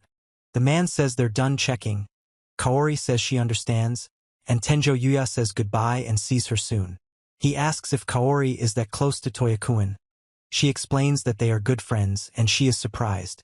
She says that all the food was edible and that this is the only group that did so and that they brought a lot of food. He says the situation is too bad, and she explains that everything needs to be cooked and asks if there are anyone who cooks well. Tenjo Yuya is surprised that he is the only one in this situation, and the three girls are silently watching him. He wishes her luck and asks her to give him a ride on his shoulders. He says he will help. She explains that she can be trusted with the spices, and another girl says that she will be a taster. Tenjo Yuya explains that the main dish will be fish from what is available, and tells us that it needs to be fried so that it is easy to eat. He explains that there will be mushrooms as a side dish, and the juices will be allowed to come out and two girls will sing. Tenjo Yuya explains what he cooks with Japanese wild yascoria and other vegetables, and the man breathes a sigh of relief. He says that he has already eaten today and explains that he always works. Tenjo Yuya says the vegetable, mushroom and black truffle salad pairs well with Japanese wild garlic, and the chur and salmon are ready. He explains that this is above the level of ordinary cooking, and she says that it is a professional, and the other man is glad that the teacher tries it first, and the girl objects that it is their dinner. He explains what he thought was the reason for the amazing smell and points to the culprit, and Tenjo Yuya says that they can try. He is surprised. He explains that he has already eaten, and the girl says that there will be a lot of food today. Tenjo Yuya and the girl admire the taste of the food. The man explains that their cafeteria has first-class chefs, and other customers note the high quality of the dishes. He is happy that others liked it, explains that he is always happy when others are happy, and the girl suddenly grabs him from behind and says that she didn't know that he cooked so well, then demands that he marry her.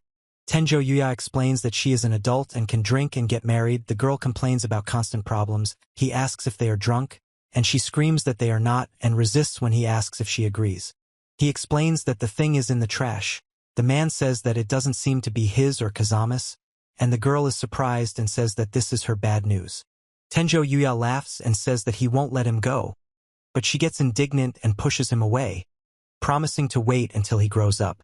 He tells the dog that he has come and apologizes for leaving right after feeding, and the dog responds with a woof, after which he explains that it hardly hurts, and suddenly a teleport appears. He says he'll come again tomorrow and asks you to be a good boy, and then he yells. She calls out to Tenjo Yuya and asks where he is, explaining that he wants to apologize for last time, then notices the predator and falls silent. Tenjo Yuya asks what happened to Keed, and she says that he should have answered when she called, and is surprised. He realizes that she came out to find him and says that since the morning she relies only on him for fishing and cooking, and she thanks him and is surprised at her clumsiness. He explains that it's not scary, and she says that the dinner was a failure without him, and he explains that she's amazing. She says that he saved her many times in gym class and at the mall, and he explains that he didn't notice the heavy things and was worried about Ichinos. She says there are so many good things about him. He explains that it is not quite like that, and she is surprised and says that she watching the fireworks, too. He says he can't help, and she's surprised and asks why. Tenjo Yuya says welcome back, that she seems to have found Yuya, explains that the boys apparently wanted to set off fireworks in front of the bathroom, and Rin is surprised and asks what it is. He is surprised when he and others encourage him not to be shy and support him. He says he's surprised Akira showed up, and the girl explains it. She says everything worked out and then smiles and says okay. She screams that she is with them. Tenjo Yuya says that fireworks should only be launched in the presence of adults and prohibits this if there are only children around. He is standing, and two other men are sitting and talking about extracurricular activities. Tenjo Yuya says that there is something more important. Others are surprised by his face and body, and he is indignant that this is unfair and laughs. He apologizes, and the other one says it's not funny, then praises his body and tells him that he caught fish with his bare hands today and cooked a delicious dinner, to which he agrees. Tenjo Yuya says the food was delicious and the others listen to him in the water. He says that this may be the first time he has seen the god of cooking, and another is surprised and calls out to Akira-kun, asking where he is going, while the third explains that he is giving himself to the water. Tenjo Yuya says he'll try to stick around tomorrow. Another explains he doesn't know what tomorrow will bring and hopes it will be something more interesting, and a third hopes there won't be any bears or poisonous mushrooms, noting that someone drowns and comes back. He says a lot of things have happened to him, and she asks what exactly happened. She is glad that the academy has a working bathhouse, and another explains that the academy is called Usei. Then one shouts that she signed up for the track and field club with such data, and the other is surprised by the indecent cans and is indignant. He explains that these things are dangerous even for Rinchan, and the woman says that this is wonderful and shouts for him to get. Tenjo Yuya asks what happened, and he explains that Kazada is being raped, while one of the girls screams for help and calls for Kaori and Yukain. She asks what happened, and the other one explains that everything is fine. The woman explains that they were just fooling around and were jealous of Kaze's breasts, and the girl calls her. Tenjo Yuya says that the breasts. She says she's a little jealous too. The other explains it as desperation, and he laughs and says she didn't do anything to them. She tells him not to be sad. He explains that they both have very slender figures, and the girl is surprised and asks if he is serious, and the other girl explains that Rinchan has the body of a model. Tenjo Yuya explains that teacher Sawada is talking about breast sizes on a different level, and she asks if she's still upset about that incident and wonders if the teacher did something wrong. He says that she proposed to Yuya after trying his cooking, and the girl is surprised and asks for an explanation. He tells something and she listens. She is surprised and asks how this led to marriage. Tenjo Yuya explains that the way to a man's heart is through his stomach, and she says she wanted to try it too, and he says that a normal guy would break under the pressure of her breasts. Kaze says that since the teacher decided to play dirty, so does she, and the girl is surprised by the pressure and asks if this means that she is Yuya-kun. She denies being willing to do anything for Yuya. Tenjo Yuya compares big breasts to cheating and is surprised that she didn't know about it until now. She says it's still nice here. She says that getting food was interesting, and the other explains that she heard how they tried Tenjo Yui's dishes and is jealous. She says she saw him catch fish with his bare hands and explains that he can also cook, and also says that she cut out a page with his photo from a magazine where he probably works as a model. She is surprised that they have the same large breasts. She wonders if guys really like girls with big breasts more. He says that today is their turn, and she explains not to worry that she will catch a lot, while they show the next day. He asks if she heard a sound, and she replies that the sound is coming from there. She talks about birds coming to her and explains that it is because of her special connection with them. She says she's mushroom picking and enjoying the fresh air. He explains that whining won't help, and the other one greets everyone and suggests they try hard today. He says something bad happened and Tenjo Yuya asks what happened, after which one of them explains that there is a bear. He explains that the bear is not attacking, and the others are watching him from the cliff. He explains that he doesn't know why it's there, and Tenjo Yuya says that it must be the bear he saw yesterday, and that he has found a reason to rejoice. He says that the other groups have already fled and suggests that they get out of here before he comes. Tenjo Yuya says he saw a bear, and he asks him to stop screaming and do something, asking where his omnipotence went. He yells at her to shut up and run. She asks them to stop fighting, and he explains that he definitely isn't going to do that. She screams, asking if he is okay.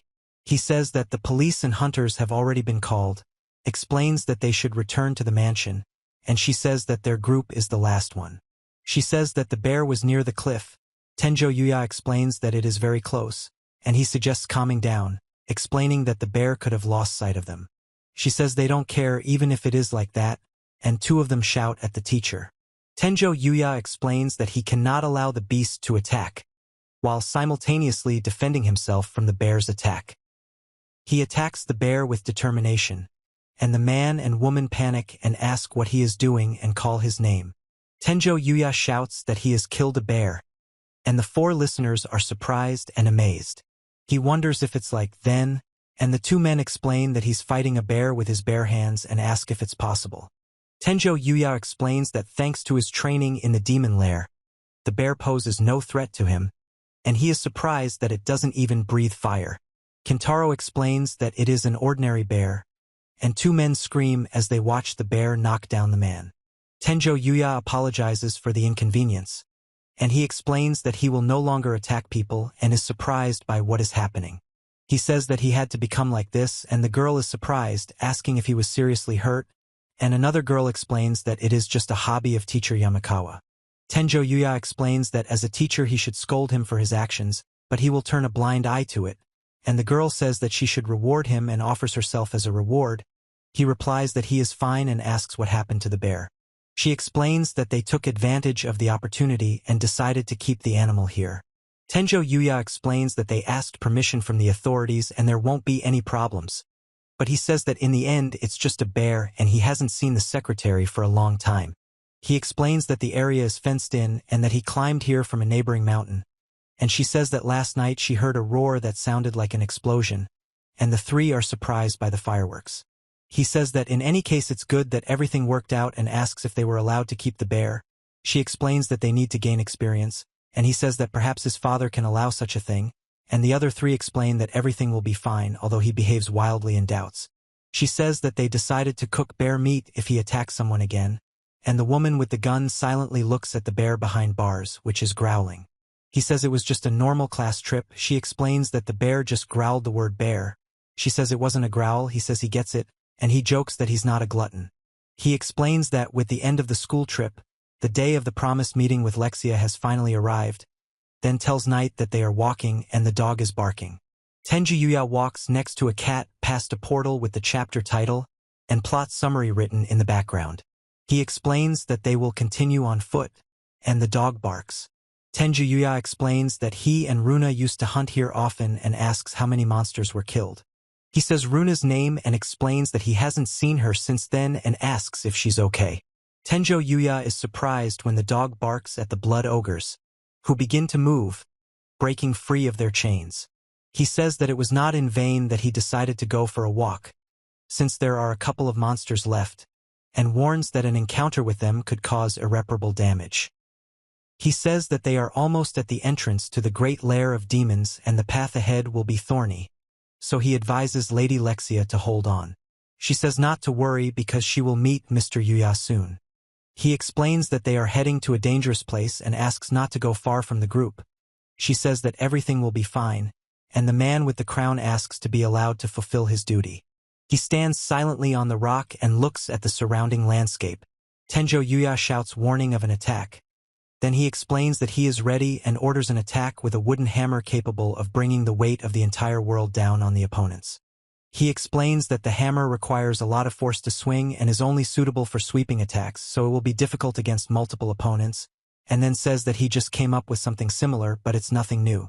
Tenjo Yuya says that it's not bad and a level up message appears. He says that he got the Blood Ogre Lord's helmet, the Blood Ogre Lord's large fong, the S1 magic stone and many more items, and then he gets surprised. He is surprised and says that it is cool, and next to it they show the helmet of the Lord of Blood Ogres, which imitates the face of the Lord and has a chance to intimidate the target depending on the skills of the owner and the target. Tenjo Yuya asks how it looks to him and is surprised, and the dog barks and expresses bewilderment. She says that she arrived on horses standing nearby.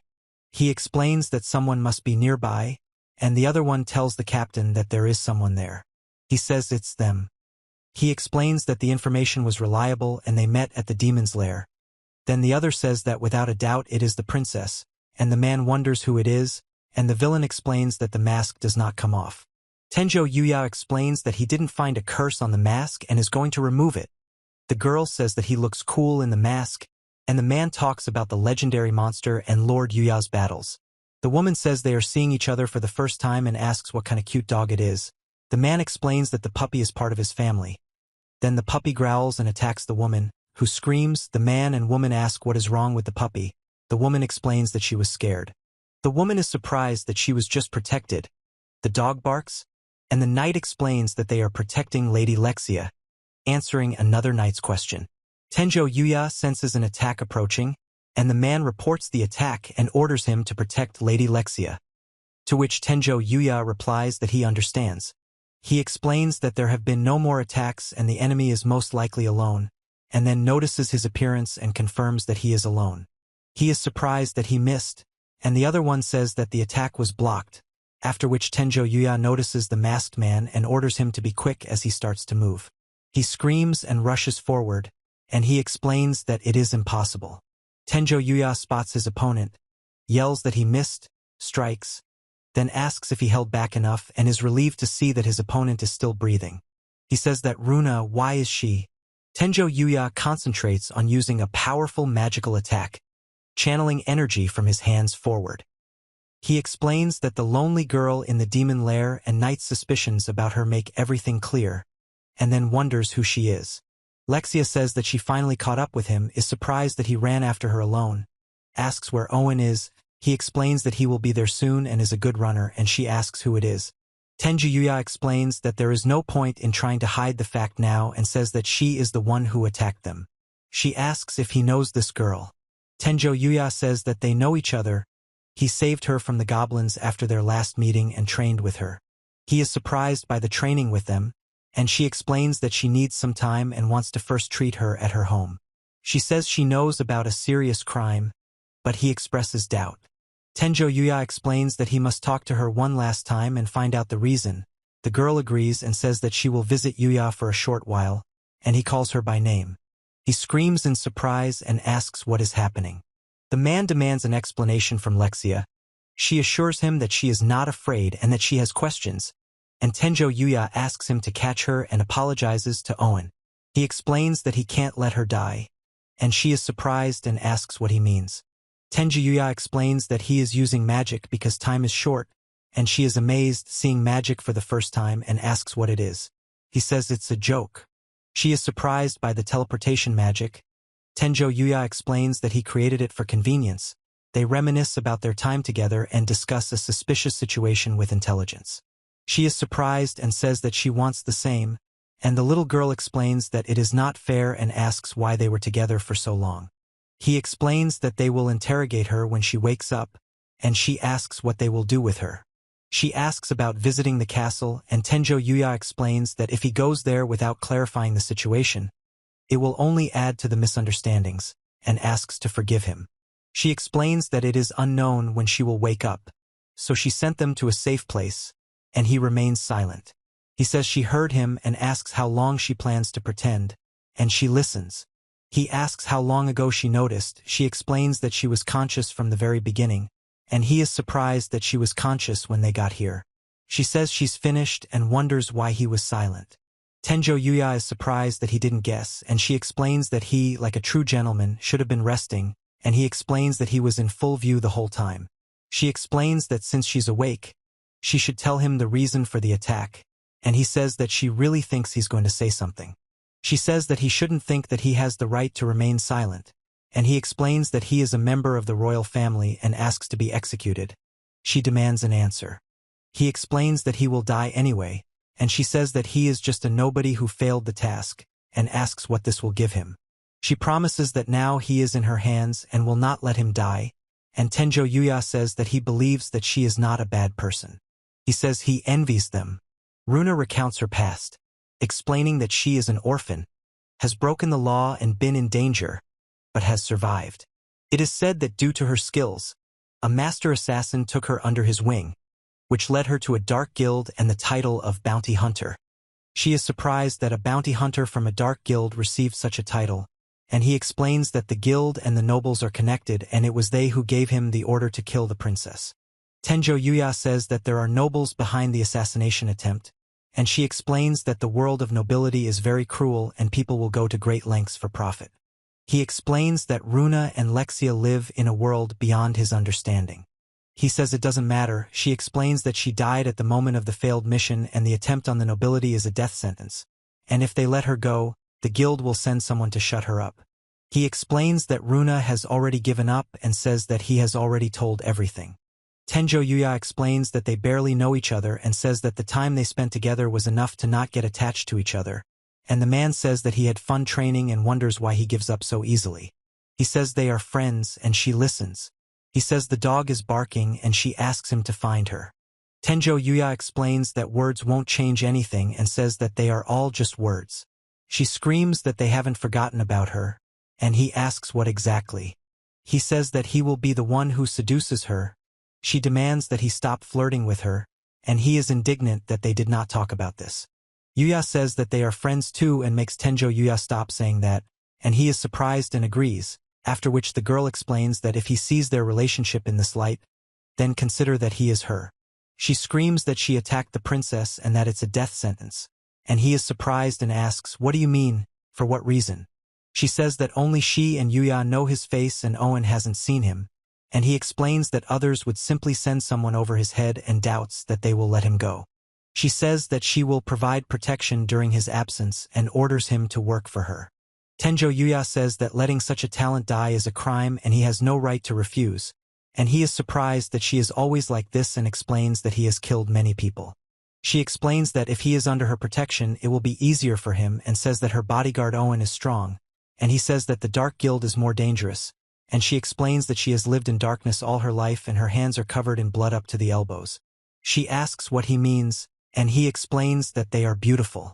She explains that she wanted to say that it was thanks to Yui's bath, and the other asks how she got such smooth skin, after which he confirms. She screams that it's enough and orders him to shut up and work for her, and he is surprised that she has changed and says that she says the same thing. She says that he will be her bodyguard for now, and he explains that from now on it is not up to him to decide when to die. Tenjo Yuya tells him not to expect him to just give Yuya away, and she explains that there is nothing between them.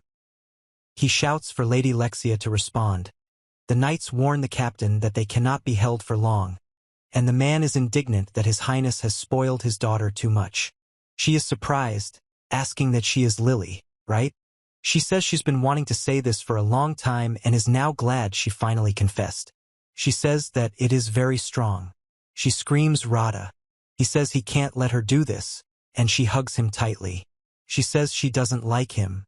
She says that this is Lord Yu's bathhouse, and he explains that it can't be compared to the palace, and is surprised that it is better than the bathhouse in the palace. The mysteries become more numerous. She says that she feels the activation of magical power in the bathhouse. Tenjo Yuya explains that the bathhouse was given to her by a demon, and they discuss the effect on the skin and fatigue, and he warns about the dirt and Luna has already entered. He explains that he washes women's clothes first, which he considers dirt for the royal family, and calls it a crime, while the other man says that washing with magic is supposed to compensate for the dirt. Tenjo Yuya explains that the item is completely new and therefore he needs to change, but she is surprised and asks for at least this. She tells him that she received a gift from the gentleman and the distance between them suddenly decreased, and he explains that he thought he just borrowed clothes and asks her not to cause him too much trouble. She is silent. She is surprised, and he asks if she likes Mr. Yuya. and she explains that they are just friends. She says that she feels that she and the gentleman have little interest in communicating. He explains that he doesn't think so, and she is surprised that he is itching. She explains that it's normal to fall in love with a close friend. Tenjo Yuya says he doesn't see a problem with them getting married, and she counters that she didn't mean it that way, and he explains that if they were just friends, she wouldn't be able to marry him. She explains that she doesn't fully understand, and he explains that they used to spend time together as training comrades, but after his return to service they began to see each other less often, and for him these were important moments. She explains that in one moment she stopped being Yui's partner, and then says that it is clear. She says she's made up her mind, but he remains silent. She declares war, and he asks again if she really declares war. She says that she likes him a little more and assures him that he will love her too, and she shyly asks him to love her. She explains that in the future she may deny her words, but she will act this way because she is in love with Tenjo Yuya, and he says that he attacked him so as not to lose to Luna and will not retreat. She explains that victory will be hers if she can marry the master. She asks if she can take Mr. Yu, and she replies that. She says she won't let this happen and Yuya won't let her. Another explains that she accepts the challenge, and the third smiles and says that one can only hope for victory. She says that from today on they are rivals, and the other warns not to cry when you lose. Tenjo Yuya speaks to Lexia, asking if she is awake, and asks Luna the same question. She asks if she wants to go back to Owen. She says they'll spend the night here, and he explains that Luna is unable to return. Tenjo Yuya explains that this is only for today, and asks Owen to explain it himself later, and the girl is happy that everything is fine. He reflects on the fact that she drank the medicine for a complete cure, but still cannot return. She explains how to play by making the victory sign, and he is surprised and makes a sound and the dog barks. Tenjo Yuya says that it's good that they made up and explains that he prepared something so that Luna can recover faster. She tells Mr. Yu what she cooked, and he and the other man listen. She screams that she can't do it and tries to cut the pumpkin, but he remains silent nearby. Tenjo Yuya is surprised by the name Lexia, and the girl asks if she can be trusted and orders him to kill her if the enemy does not move. She screams that he is getting hit, and he is surprised and knocks the knife away. She screams that she wants to drive the gentleman crazy with her cooking skills and that the opponent will literally drive him crazy, and the other asks her to calm down and explains that the opponent is a vegetable. Tenjo Yuya asks Lexia if she has any experience cooking. She explains that it's her first time cooking and admits it, and he regrets it and asks her to trust him.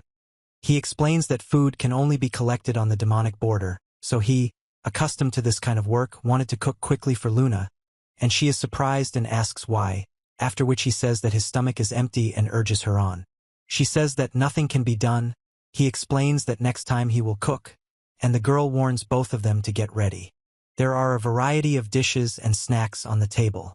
Tenjo Yuya says he wanted to cook something with his heart, and a woman says he's an amazing cook, and another woman admires him. One says bon appetit and suggests eating, another explains that it is the first time she has eaten with an amazing texture, and the third says it is delicious. She explains that these dishes are special. Luna is surprised that she used to eat what Tenjo Yuya cooked. He says that he sometimes cooked and asks not to shout. She says that he cooks wonderfully now and praises Tenjo Yuya. He is surprised. The girl demands to let him go, and he explains that one must not let down one's guard and explains what exactly she meant. He asks Luna what happened to her, and she explains that she can't believe she acted so quickly and is wondering how to take Yuya away from her. She asks Yuya to feed her, explaining that she has not yet recovered and is weak, and Yuya is surprised. Tenjo Yuya explains that his muscles still ache from intense movements, and the girl says that he has enough strength to eat, and he replies that he can only ask her to feed him. He says Yuya and she asks if it's possible. Tenjo Yuya says he understands and offers, and she will reward him and explains that the food is very tasty, remembering that during her recovery from injuries there was no one to rely on. Lexia asks Tenjo Yuya to feed her like Luna on the princess's orders, and he notices that she is not injured. Tenjo Yuya says it's his turn now, and the girl is outraged that he only fed her once and calls him unfair, after which he calls her by name, and the text notes that the royal family is creepy. He says that 10 minutes have already passed and he can eat a little himself, but the girl is silent and looks at him with a heart. She says that now it is their turn to feed Tenjo Yuya, and the other thanks him for feeding them. Then they ask not to be shy and eat, saying, He says that today's dinner was very tiring. Tenjo Yuya says that they will soon return to the entrance of the great magical frontier. He asks if Lexia is okay, explains that he suggested she take a walk to help her recover, and Lexia says that she is fine and too kind. He says it's better not to use magic on people, and she explains that it's true and seems like a small thing, but magic changed the course of history. Tenjo Yuya is surprised, and the girl explains that magic is not the best method for killing, but with its help it became possible to deliver people and goods to remote places. She explains that he's just imitating magic and says he'll get in trouble if anyone sees it, and he replies that he hasn't thought about it before and will be careful. He says it's better to keep quiet, and she explains that it will be their secret. He says, yeah, and she pays attention and says that there is someone there. He says that Owen is really there. She says they're back and he smiles. He says they must accompany her and warns them against taking liberties, and she is surprised, asking if they will return. Tenjo Yuya explains that if something happened to Lady Alexia again, the king would immediately worry, and the other man apologizes. He explains that he is tired, he says sorry, but the man with the beard remains silent. He says he can imagine it. She explains that it is very selfish of him. Tenjo Yuya says that he cannot say a word against it, and the man apologizes, promising to say something better next time. He says something casual, and the other one asks who this girl is. Tenjo Yuya explains that if he fails to explain well, Luna's life will be in danger, and reveals that Luna is the assassin who attacked him, and that she is now his new escort. He says that he will not give up, and the man with the bow explains that they will not let him pass. He explains that the girl tried to kill him, and she demands that he remove the sword and asks what he is doing. He yells that the word therefore is inappropriate here, and she explains that this is precisely why she hired her as an escort. Tenjo Yuya says that Luna has now become an escort and is not dangerous, and the man asks what he is saying and demands proof that it is not a lie. He explains that if he had really decided to kill Lexia, he would have done it yesterday, and not slept side by side with her. The girl says that they spent the night at Mr. Yu's house and slept together because they shared a bed. The man is indignant that he slept on the street and nothing like that. The commander tells her to put away the blades, explaining that he doesn't trust her completely yet, but he will put them away anyway, and the other man seriously notes that Luna's life is in danger. The man says that with her skills it is not difficult to kill the victim in his sleep, and it only remains to be seen what happens, and the girl suggests that they treat each other with more tolerance, explaining that she is still an experienced killer, albeit in the past, and adds that there were still mice. He asks Luna if she will tell about the person who ordered the murder. He says okay. He explains that the customer usually hides his identity, and Tenjo Yuya says that he does not know his exact name and location, but is sure that he is from the royal nobility. He explains that he was found specifically for the lecture, and she says that it is difficult to imagine that an ordinary person would invest a huge amount of money in the murder of a princess, and if it were the authorities or organizations of other countries, they should have taken her hostage. He explains that the customer could have been one of Lexia's close associates, all of them aristocrats. She says that she followed a thread to the customer's trail, and she is surprised and calls him her brother. The man explains that this is unconfirmed information, but he heard about it. Tenjo Yuya says that they are brother and sister, and the girl is surprised that it is Lexi's brother and asks why. He says RR woof, and she explains that she is fine and thanks him. She explains that this is all she can say, and Tenjo Yuya says that the order he received also mentioned her. She explains that beyond the great magical realm there is someone who is extending a helping hand to the princess, and he asks what it means. He explains that Lexia has already been attacked in the demon world. None of the assassins sent have returned, and Lexia probably wouldn't have been able to defeat the investigators alone if she hadn't been attacked by a monster. He explains that he understood most of it and knew that sooner or later they would find out about its existence, but he is not sure whether they would find out sooner, and Tenjo Yuya explains where the remains in that area came from. He says that he wants her to meet with His Majesty as soon as possible because of what happened, and she explains that if the princess returns now, it will further spoil the relationship. He says that if Yuya had come alone, they would have explained everything, and she explains that everything is fine and it seems like they got along. Tenjo Yuya talks to Lexia and she asks if he's okay. She says she can't believe what she heard and then smiles. Tenjo Yuya explains that he needs to ask Yuya about a suitable day. But he asks to wait because he doesn't have a specific schedule and asks to do it in a few days. He says he doesn't think so, but she regrets it.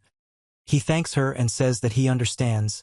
The man explains that she can come to them at any free time, and tells her that upon arrival at the royal palace the next day she can expect an audience. The man explains to Tenjo Yuya that further down this road there is a city, and if he follows it, he will reach the capital. He explains that he can't equip him, and he says that it's time for them to go. She says that she has already found a job since she was hired, and he explains that this is what he is going for. The woman explains that they can't go together. Tenjo Yuya apologizes and promises not to make a mistake next time. The woman says that she will give up if she holds him too tightly. She asks if he will definitely come to the capital, and he promises to do so. She asks him to make sure to treat her to his baked goods next time, and Tenjo Yuya promises to do so. He tells Yuya that he has caused her a lot of trouble. Tenjo Yuya explains that it wasn't a hassle, but there were worries and nervous moments, but everything was restored without complications. So he is calm. She explains that it is excitement and thanks. He says the dog is barking, and she explains that she was also worried about him. He says he's going, and she explains that they went. She says she forgot something. Tenjo Yuya asks what it is. She screams and then kisses him, causing him to be surprised. He says that this is her gratitude and a declaration of war, and he is surprised and asks what. Tenjo Yuya says he doesn't understand what Luna is doing. He explains that war has been declared, and another man says that the weather is fine today and asks to let go and stop the cart. He says he wants to kiss Mr. Yuya, and Tenjo Yuya asks what. He explains that the next stage is a ball tournament. She says it's a bonus from the teacher, so you have to try hard. Tenjo Yuya says he enjoys the ball tournament, and he explains that he doesn't even hide it. The teacher explains that this month's physical education classes will be preparing for the football tournament. The teams are mixed, and some students don't know the rules, so they need to get used to the game first. He asks Yuya if he would mind standing in goal, and Yuya explains that this is his first time playing football and knows that a goalkeeper can touch the ball with his hands. Tenjo Yuya asks Shingo, who explains that he's not doing well at soccer, and Tenjo Yuya says that he's doing well, after which they continue playing soccer. He says that Ryu is too strong, and another explains that he would be on the team for the upcoming tournament, after which someone yells to run after Ryu.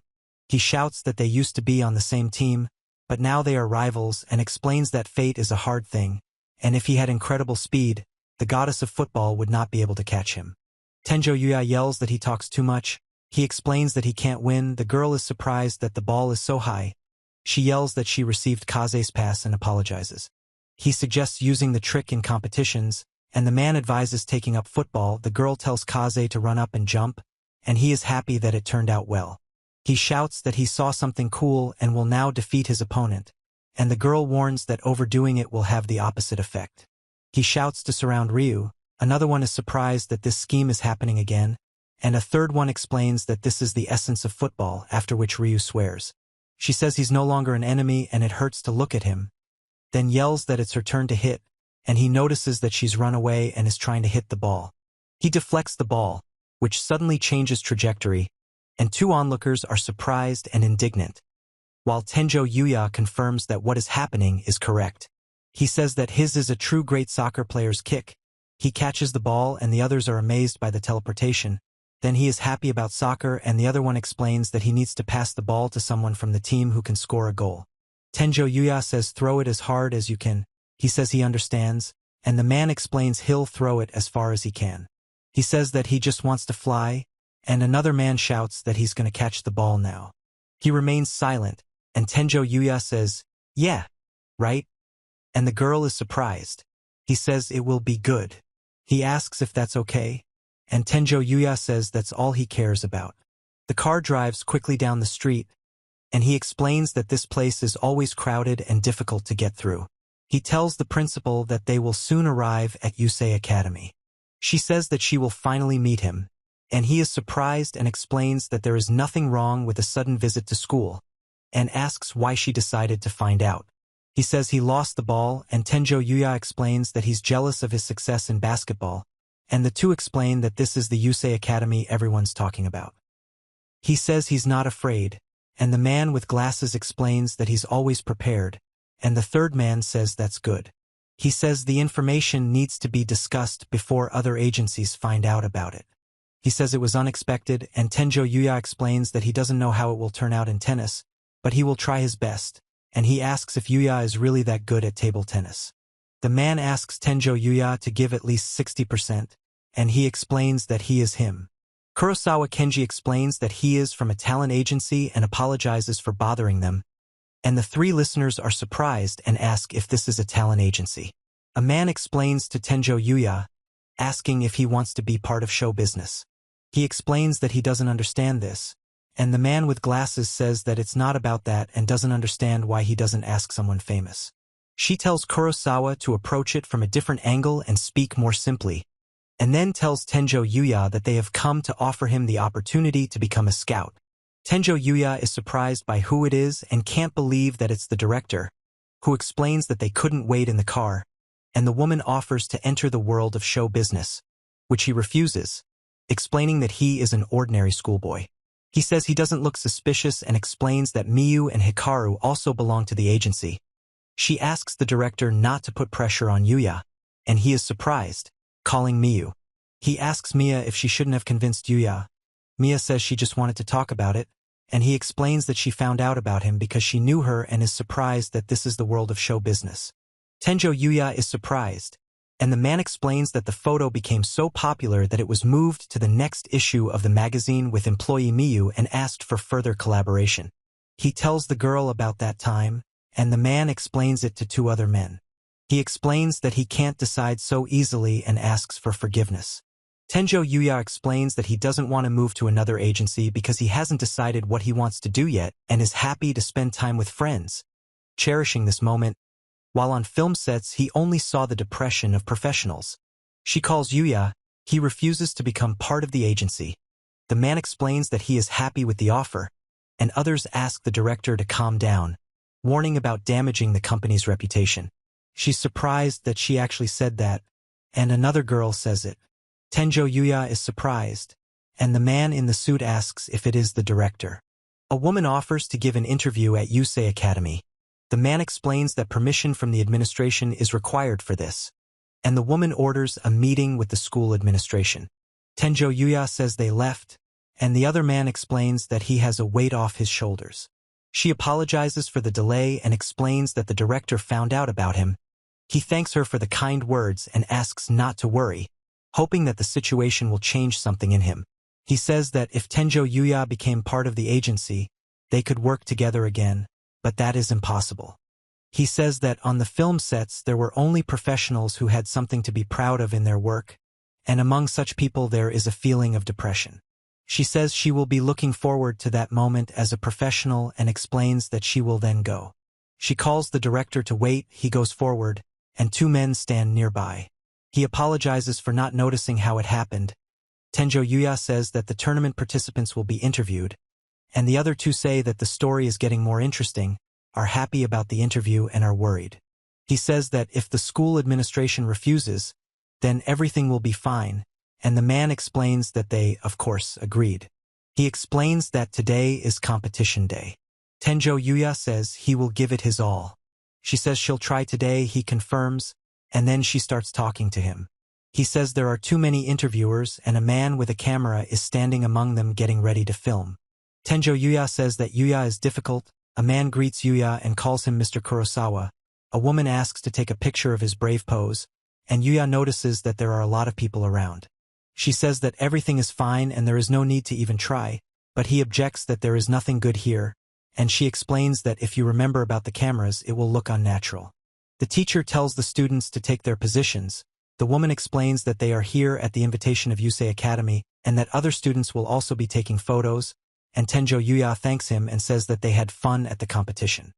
He explains that the first opponent is a student from the sports class. He is surprised, asking if he is a scholarship student. The man confirms, and the group of people discuss that the opponent is a multiple international shooting champion from Yusei Academy.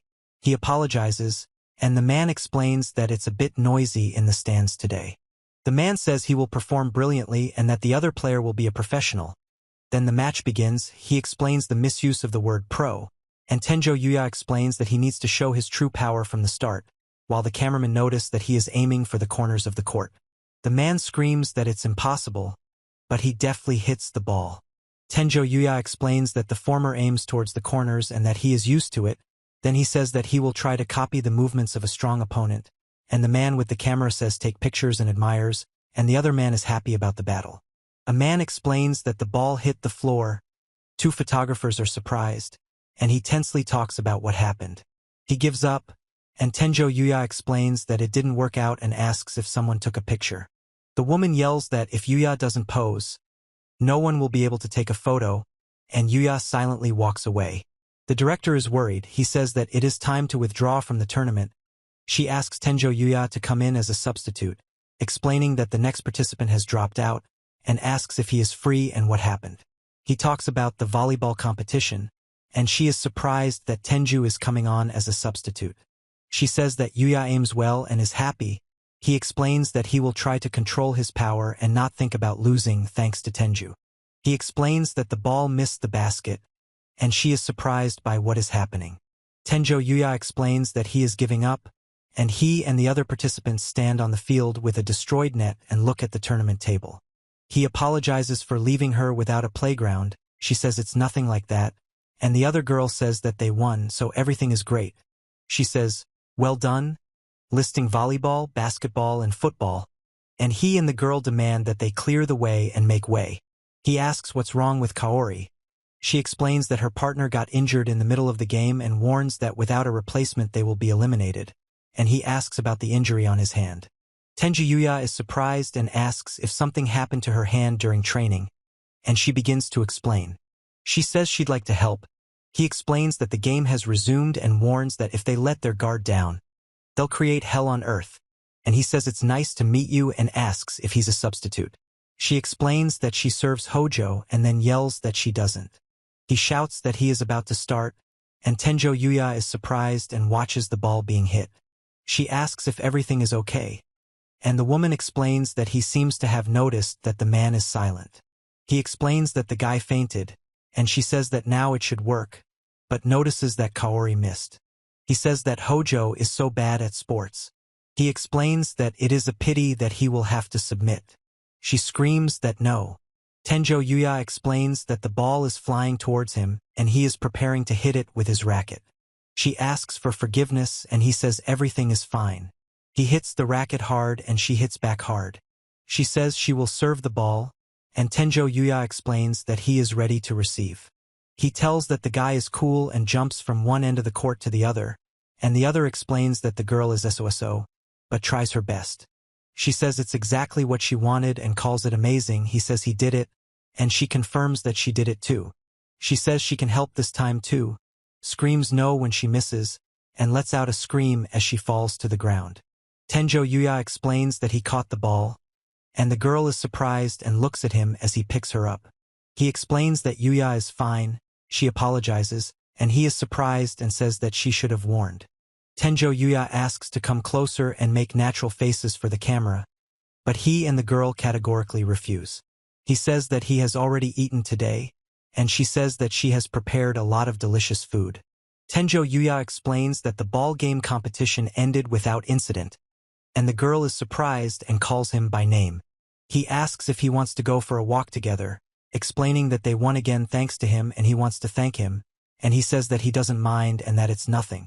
Tenjo Yuya explains that she used to suggest that he walk home from school together, and then explains that she was careful back then, and he says that he's glad they're friends again. She explains that this is not gratitude for everything he did today, and offers to go to the store, to which he says he is all for it, and she shyly agrees. Tenjo Yuya asks him to close his eyes. He agrees, and then is surprised and asks what happened when he is allowed to open his eyes. She says let it be their secret. It is explained that this is a great magical border, and ghost monsters are shown. Tenjo Yuya says that Night needs help, explaining that there are too many enemies. after which the dog screams and attacks the skeletons. He explains that physical attacks don't work on ghosts, magic and all swords work, but you can't use weapons and magic at the same time, and he ponders what to choose, and the animal thanks Night. Tenjo Yuya says he will go further, and he is worried, but nothing can be done. The animals make sounds, and he asks what they are. He asks the boar where he came from and calls him Piglet, then explains that the skill assessment was changed to the skill identification, and asks for a more detailed explanation. Identification shows that the boar has magic, exorcism, and dispels curses, and the black Fenrir has high combat stats, sensitivity, and the divine power of the night wolf, temporarily unavailable. He explains that the very hard, black wood is extremely valuable and difficult to collect and process without special tools, and also explains the use of assimilation. He explains that he has already tamed the creature and asks if it minds if he follows them, but the creature barks and seems harmless. Tenjo Yuya says that it will be awkward without a name and suggests calling the animal Akatsuki, which hisses, and he asks to be quiet. He says that the mithril boa is level 10, has 40,000 attack power, and has magic reflection, and he explains that his status is too strong. He is surprised that he has a sensitive sense of smell. Then he shouts for them not to come near, and the animals bark and growl. Tenjo Yuya yells that he is too fast and orders them to run away from here quickly, addressing Akatsuki while dogs bark nearby. He explains that his pets must flee because they need to recover, admits his mistake in underestimating the enemy, and notes that the magic is reflected, and their statuses are very different. Tenjo Yuya screams as his fist breaks the glass and hits his opponent. He is surprised that it is a hare, and the hare explains that it is true. He screams, breaking the barrier with his foot, and the rabbit watches nearby. The rabbit says he's bored, then explains he's ready, after which Tenjo Yuya is surprised and the rabbit starts talking to him. The rabbit kicker talks about his skills, level, magic power, attack power, defense, agility, knowledge, and luck. Tenjo Yuya says that he has never seen such a status and cannot understand whether this is an ordinary person, and the hare explains that the more important thing is whether he is an enemy, and asks to show his kick. He is surprised by the kick, and the little creature says not to worry and that it won't hurt. The dog barks, the pig makes noises. Tenjo Yuya tells Akatsuki that if they're already here, then there's no danger, and Akatsuki replies that if it's his, then so are they. He explains that first there was Akatsuki, then the second night, and he says that there is nothing to talk about and adds that it is already not bad, there is something to see. Tenjo Yuya says that even Night, who can sense enemies a mile away, has let his guard down and asks if that means he's truly safe, and the creature explains that he's next. Rabbit explains that Tenjo Yui has the beginnings of talent, but is still far from his ladder, and that the main thing here is not brute force, but he admits that he is a bit raw. Tenjo Yuya explains that you can increase the power of your strike by focusing your force in one spot and encourages you to try it. He says that the angle of the knee is wrong and asks to look more closely. The rabbit demands to go even faster, and he confirms that this is how their training with the strange rabbit began. Tenjo Yuya says that it worked, and the creature explains that it worked on its own, suggests starting a real battle, and praises the protection of the legs, advising to attack with the same attitude. He says he will try his best. The cat explains the right attitude and the need to hit in the right places, and the boar confirms this. The man says that it is enough. Tenjo Yuya says that the training was very hard and he falls to the ground. He is surprised that that's all for today, and he explains that that's all for today. Tenjo Yuya asks him to wait, and the rabbit reminds him that tomorrow they will continue their journey to his house and says goodbye. He says that someone left and he doesn't even know where that house is. It is explained that the student acquired the skill of Holy Kick and became a mentor. He explains that the demonic barrier appeared a little earlier. He says he hears something and asks about the battle in the demonic territory, and then explains that he came to the magical barrier in hopes of finding something interesting. Tenjo Yuya is surprised that there is a human in front of him, addressing the huge crystalline creature. He says the battle is more like a beating and explains that there is also a wolf cub and a piglet. Tenjo Yuya says he's not going to give up and explains that this man is still fighting. She says that she still can't leave him, and he explains that he will help her. It is explained that the kick rabbit is a mutated species of warrior rabbit that has reached the pinnacle of kicking, possessing godly kicks and ears, double strength, and a deadly appearance. The rabbit says he has come, and Tenjo Yuya explains that he is welcome and is surprised that he actually came. He says that they will first clear the backyard, and the creature explains that many magical spells were used here, and is surprised, but Yuya says that nothing. He asks if they are sure they will continue here, and the rabbit explains that this is exactly why they came. Tenjo Yuya explains that they are training for protection, and the rabbit asks why they are training. He says that he chose him as his successor, and he is surprised and asks what successor means. Rabbit asks if he sees his status, and Tenjo Yuya explains that as the owner of the Holy Kick, he is obliged to raise a successor and is surprised by this title. He says yes, and the rabbit explains that he is surprised that he doesn't know about the holiness mark. He asks what kind of star it is, and Tenjo Yuya explains that the mark of holiness is given to those who have mastered a certain task, and evil is like the star's self-purification. It is explained that in this world there is holiness and evil, with evil being a negative crystal that harms living beings, and holiness protecting them from evil. He explains that if you choose the mark of holiness, you will have to fight evil and you can die at any moment, and also says that they are looking for successors and trying to preserve combat techniques. Tenjo Yuya listens as the rabbit explains that he won't force him because it would be selfish. He refuses, explaining that he cannot accept such an important role, as it is simply frivolous. Tenjo Yuya explains that he is not fit for the important role and will not be able to repay the training, and the dog agrees to continue training. He explains that the barrier around the house is different from the usual one, and says that the magic is more complex than that of a guy with demonic holiness, and she asks him to teach her magic.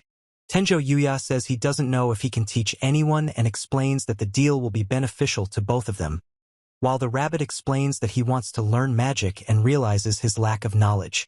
He says he doesn't know how long they'll try, but he's happy to try, then tells them that after some time, training with the hare continued, and explains that he helped them master magic and the hare taught them kicks. The rabbit explains that he has never studied the theory of magic, but it turned out to be quite easy, and demonstrates a magic ball. He is surprised that his interlocutor is increasingly trying to hide in such a place. Tenjo Yuya explains that he is simply conveying the message as he was taught, and specifies that this is his mentor. He says that blessing others is a great ability and he is also going to train, after which a week passes and he stands in front of a huge creature. Tenjo Yuya asks if he can win and the rabbit replies that he definitely will. Then Yuya notices the building being destroyed and the rabbit explains that it is possible to predict the opponent's typical moves. He explains that the Mithrite Boa King is stronger, listing his level, magic power, attack, defense, agility, knowledge, luck, and skills. Tenjo Yuya explains that the enemy has hard skin that magic cannot penetrate, and this affects their mass and speed, after which he says that they need to hurry. He explains that at this rate he will soon be killed, and says that many are stronger than a boar, even if they do not have the mark of evil. Tenjo Yuya explains that when facing strong enemies, no one can be saved. Then he shouts that this is not true and attacks the opponents with a powerful blow. The rabbit says it's a good jump, the man shouts that he's running with a gait, and the text explains the knee strike to the head of a half-lying opponent and that it's not just the position of the legs in a holy kick. Two animals bark and grunt as a man kicks the attacking spiked creature. Tenjo Yuya shouts that he can't let the enemy get close and suddenly strikes back, defending himself from the attack. He screams and destroys the crystals with a powerful blow. Tenjo Yuya says he won, rejoices with the animals, and is then surprised to learn that he exceeded expectations by defeating an SS rank monster, and explains that he thought his rank was the highest. He explains that after SS rank there is also SSS rank, above which there is EX rank and the legendary L rank, and is surprised by the large number of power ranks. He explains that those with the evil mark are L ranked, while those with the holy mark cannot fight enemies one-on-one. Tenjo Yuya says that the enemies are so strong and explains that he is becoming more and more interested in delving into this world. He screams and the animals are surprised and react to his scream.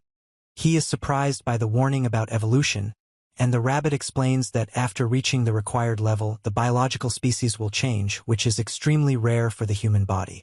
Tenjo Yuya asks what will happen to him if he grows horns, and wonders if he can somehow celebrate it by imagining himself with horns. He explains that there shouldn't be any changes in the initial stages of evolution, and she is surprised that this seems to be the case. He is surprised to hear barking and asks who it is. He is surprised that it is all over and asks if anything has changed for him. Tenjo Yuya is surprised, and the rabbit explains that his body hasn't changed, asks to check his status, and says that evolution has made him stronger, and he always looks happy when something surprises him. He asks if the creature can evolve, and it explains that because of the evolution of another creature, it cannot predict what will happen next. He says he has information for your majesty, standing in the library with a book in his hands. He talks about the creatures in the territory of the demonic barrier. He explains that the barrier's inhabitants played a role in Lexia's survival and asks if he should invite them to the castle. He says it's hard to believe, but if Chief of the Guard Owen has taken action, then it all sounds plausible. He explains that among the aristocrats there is a man who ordered a lecture from a thug from a dark guild, and another is surprised that it is a thug. He asks for forgiveness, and she is surprised and screams that she doesn't understand. He explains that the barrier was blocked by its own inhabitants, and the cutthroat became Ms. Lexia's escort. The man shouts that the useless troops are only causing problems for Owen, but the situation is getting worse, and Tenjo Yuya asks if he should change his mind. She says that they let their father leave before Lexia, and the king turns to Tenjo Yu. He says that this is not a threat to him, explains that the criminal killed the king and princess during an audience, so he was eliminated, and the other is surprised that this threatens the position of the interlocutor. He asks if they will order everyone to be killed, and the other explains not to rejoice at the suspicious presence of the barrier inhabitants and that the audience should take place with a minimum number of people. He says that he is leaving a magical barrier seal, explaining that once activated, magic cannot be used inside it, and external influences also do not work. He explains that his father, confident in his sword skills, is only protecting the wizards, and if they are neutralized, the rest will be dealt with quickly, while the guests from the demonic barrier can be tested with its full power. He laughs and she confirms her agreement. The training came to an end, so Tenjo Yuya headed towards the royal castle. He explains the circumstances to Mr. Rabbit, that he has learned the basics and the rest will come with training, after which he sends him off and then watches the sleepy sheep. Tenjo Yuya explains to a man that he has no money, and a woman tells Tenjo Yuya something with delight. He tells that there are many people in this city, and then explains that the lamp lit up and animals came to it. Tenjo Yuya explains that the animals are shaking, and he explains that the cart is shaking and a cry is heard from the grass. He explains that they are on site and this is the capital. Tenjo Yuya says the capital is so lively. The knight says entry is prohibited here. Tenjo Yuya explains that he came at the invitation of Mr. Owen, and he asks for forgiveness. He apologizes to Tenjo Yu, who explains that they have some time and suggests that they go together. Tenjo Yuya asks where they are going, and the man explains that they are going to an audience. He is surprised that he will meet the king, and the man explains that this is an informal meeting and His Majesty is not worried. Tenjo Yuya explains that he can scream in different ways by showing different poses while another man listens. In a large hall, a man wearing a crown sits on a throne, surrounded by several attendants in robes. Tenjo Yuya explains that he can't afford to be weak, and the other man explains that he has no intention of giving up. A girl asks Tenjo Yuya to be more serious, and he stands motionless while two men with a staff watch him. Tenjo Yuya says that this is the king, and the man on the throne explains that he is so majestic. He says that he brought Tenjo Yuya, and the man orders him to raise his head and explains that he saved Lexia in the demonic barrier, after which he accuses Tenjo Yuya of deceiving his daughter. Tenjo Yuya is surprised. The man explains that the audience is informal and a scoundrel is bad. The woman tells her father to apologize to Mr. Yuya and notes that he treated her to home-cooked food, and the man is indignant that he took her home. Arnold explains that he is the ruler of the kingdom of Arcelia, and he explains that it is night and Akatsuki. The king thanks Tenjo Yuya for saving his daughter Lexia and expresses his gratitude as a king and a father, and Tenjo Yuya explains that it is nothing. The old man says that he came to see his daughter, but did not bring a gift. He explains that his father is a benefactor to him, and the girl warns that the old man touched him too much. Tenjo Yuya says that he was going to meet the king and wonders why he didn't prepare a gift for him, then asks what he should offer him. The king asks if Yui really has an inventory, and the knight confirms this, after which he is surprised. Tenjo Yuya says he will give Lady Lexia a rare drop from a sheep, a heavenly futon that has the magical property of making people happy when around it. He explains that if he offered a weapon, it might confuse them, and the best thing he has on hand is a futon, and he also says that it is good for sleeping, and the two men are surprised. She says that Tenjo Yuya is so brave and is surprised. The king shouts that he does not believe his eyes and demands an explanation, and the man explains that he is not from their country and does not know the local customs, asking the king to calm down. A man explains to Tenjo Yuya that in their country, giving bedding to the opposite sex is an expression of a desire for marriage, and Yuya is surprised. The two animals argue about Lexia's feelings. Tenjo Yuya notices them. The mages begin to put a seal on the magical barrier, and the man orders them to retreat and asks Lexia to stay behind him. The man asks who they are. He says there is no point in knowing this because soon everyone will die. The king orders the guards to attack with fire arrows, and the hooded man creates a magical barrier to protect. He says that after sealing, no one will be able to leave here and no one will be able to use magic. The warrior tells him to go forward, and the woman orders him to kill Lexia and Arnold. The man says that night is coming with him and that Akatsuki must protect the others, after which the dogs confirm and he orders them to go. Tenjo Yuya says that if he runs to the absolute sword and peerless pike, a lot of blood will be spilled. He fends off the knife attack and explains that he will have to use the skills Rabbit taught him. The man is surprised by the disappearance of the enemy inside the barrier, explaining that magic cannot be used, and then explains that the enemy has not disappeared and he must stop them without causing serious harm. Tenjo Yuya says that he simply moved at an unusually high speed, and the woman explains that he dealt with them in the blink of an eye and became much stronger than before. The king shouts that he does not recognize his daughter. She is indignant that her father says so, and the man explains that he saved everyone. He explains that Lord Rieger's coat of arms was found in the attacker's possessions. The king asks Owen what happened, and the three listeners are surprised. He says brother, and she says that the story is as old as the world and the first prince attempted on the life of the princess. Tenjo Yuya tells her to send the attackers to prison and keep an eye on them, but she explains that she wants to be alone. He apologizes to Tenjo Yuya, and he says that the main thing is that everyone is safe and okay. He explains that he feels awkward asking, especially after they have traveled such a long way to get there. He says that they couldn't help their kingdom, but Tenjo Yuya remains silent. The hare shouts that this is it and throws a magic ball, destroying the trees in the forest. He explains that due to his racial trait, he will not be able to learn powerful magic, but he may be able to master the same magic as Yuya. He screams, noticing a sudden movement in his hand. Tenjo Yuya shouts that he cannot afford to lose and delivers a powerful blow to his opponent. He says that someone has to show themselves, and he notices the arrow and asks about it. He steps carefully with his bare foot next to the tip of an arrow stuck in the ground. She remains silent, and the man with the cat says that she had the nerve to challenge him. She says it's too slow. He's surprised she dodged the blow. Then she explains she has a proposition for him, and he asks who she is and if she came to challenge holiness.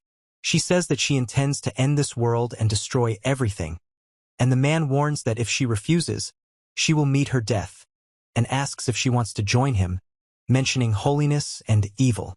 He says she's not old enough to threaten him. She says that this is his answer and then says goodbye, after which many arrows fly towards the standing rabbit.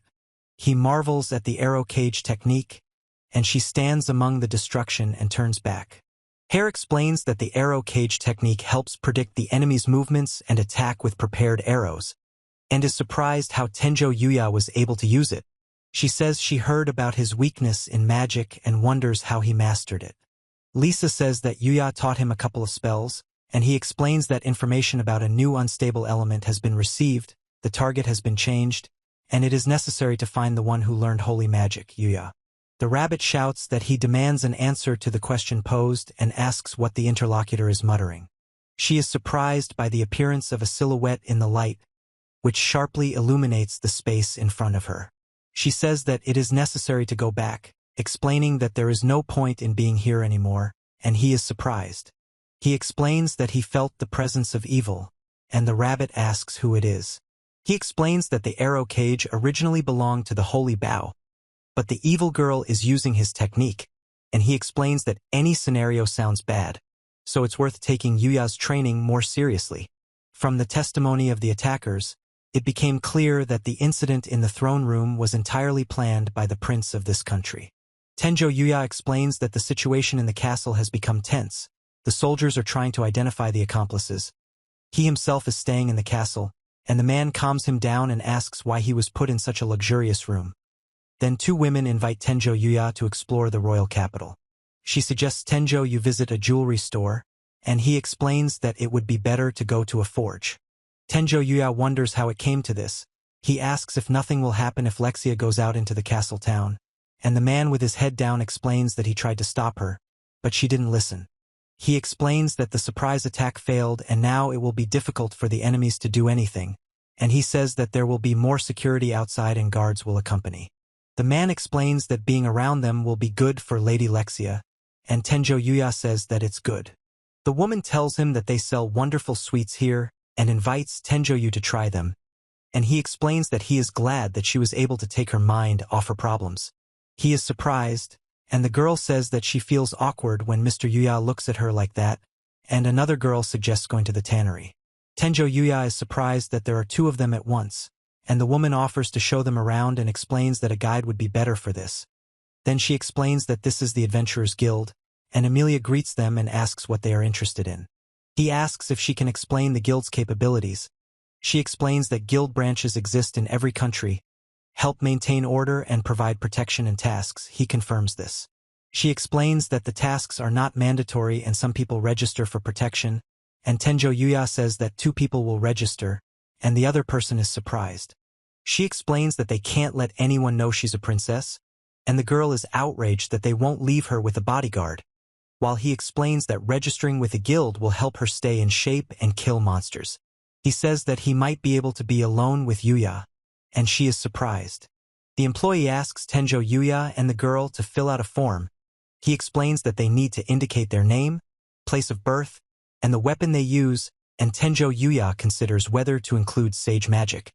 He explains that it is better not to tell strangers about this magic, and he says that it is worth writing down everything that he used, listing water, fire, and air. The woman explains that the color of the magic crystal determines the amount of mana. Tenjo Yuya says that his level is yellow, and the woman says that she has never been strong in magic. She says to move on to the next one and put your hand on the crystal. He confirms and repeats to put your hand. Tenjo Yuya is surprised, and the woman explains that this is impossible, after which he abruptly breaks the glass ball. He apologizes and promises to make up for the damage. She calms him down and says that he didn't do it on purpose. The man is surprised by the broken crystal, and the woman admires Tenjo Yuya and calls him magnificent. The woman explains to Tenjo Yuya and Luna that the guild cards are entry-level. Quests can be taken here, and to increase the rank you need to make a contribution, and he notes that the quests are related to killing monsters that he has already seen. The woman explains that this is a rank request that cannot be taken to F rank, and he asks who she is and she says no. The woman asks him not to get upset and explains that she was just talking to a nice boy, and the girl demands that he leave Mr. Yu and asks what they need. Tenjo Yuya says that the more he looks at him, the more he likes him and suggests having fun with his sister, and the man notices that she smells of alcohol. She screams that Mr. Yuya is hers, and he says that he doesn't know her and thinks that she's been drinking too much, and the woman in the hat asks him to forgive her and says that she's also an adventurer and wanted to make friends with strong personalities. She says she saw him break the magic crystal and explains that having such connections is always useful. Glenna says that her name is Glenna and suggests meeting again. Tenjo Yuya is silent, and the woman and man are explaining something with their arms crossed. He explains that there is nothing strange about her. The girl says that it is his style, and he is surprised and asks what is wrong with them. She explains that the problem is that this woman specifically needed Mr. Yuya, and says that she also needed to register, and he advises not to panic. She offers to take on at least one task of collecting medicinal herbs, and he apologizes to Owen that they couldn't stop Lexia, and she says, "Oh God, if so." He explains the request to collect medicinal herbs and the need to bring the specified plant, and the woman talks about regular requests and an additional reward for more bunches. She explains that compared to killing monsters, such requests are not the most popular, but they are important not only for adventurers but also for the city itself, and thanks for the response. He warns them to be careful. She confirms that it will be done, and Tenjo Yuya explains that the hardest part is not to damage the roots, and tells how medicinal herbs are collected. She says that she will also help the gentleman and that she just needs to search well, and he explains that they were asked not to collect too many herbs, after which she understands. She says it's a great chance to have a competition. He explains that the winner will get Mr. Yuya for the whole day, and the man assures her that he can beat her and offers to make Yuya the judge. Tenjo Yuya says it's time to get started, and he and the cats explain that they need to get to work too. He explains that the scream herb is different and then evaluates the mana recovery herb and says that it is overkill and not the same. He screams that he can't let her die, and she is surprised and tries to defend herself by raising her hands. She is happy and calls Tenjo Yuya to look, and he asks her not to be so happy, after which she apologizes and explains that she copes with hard work no worse than with manners, and the man asks Yuya if she is really from a royal family. Tenjo Yuya says that Owen was right to worry about the dirt. The girl explains that this proves her perfection as an adventurer, and he talks about his opinion about adventurers. She says they need to get rid of the dirt. He suggests taking a bath. The girl is happy to take a bath with Mr. Yuya, and he explains that he will stand guard, and the battle for collecting medicinal herbs ended in a draw. She says she's not good at English and Old Japanese. He explains that Yuya is probably studying for a test right now, and remembers her with different moments. She explains that she really loves him. He tells her that other girls can't take their eyes off him and he's wonderful, and she explains that maybe he already has a girlfriend. She says she knows almost nothing about what he does outside of school, wonders how she can get to know him better, and explains that they can study for the test together. Tenjo Yuya says that it is good that they have returned, and the woman explains that the castle has become even more agitated, and the girl agrees with her. At this time, the man turns to a woman named Lexia and asks what is going on.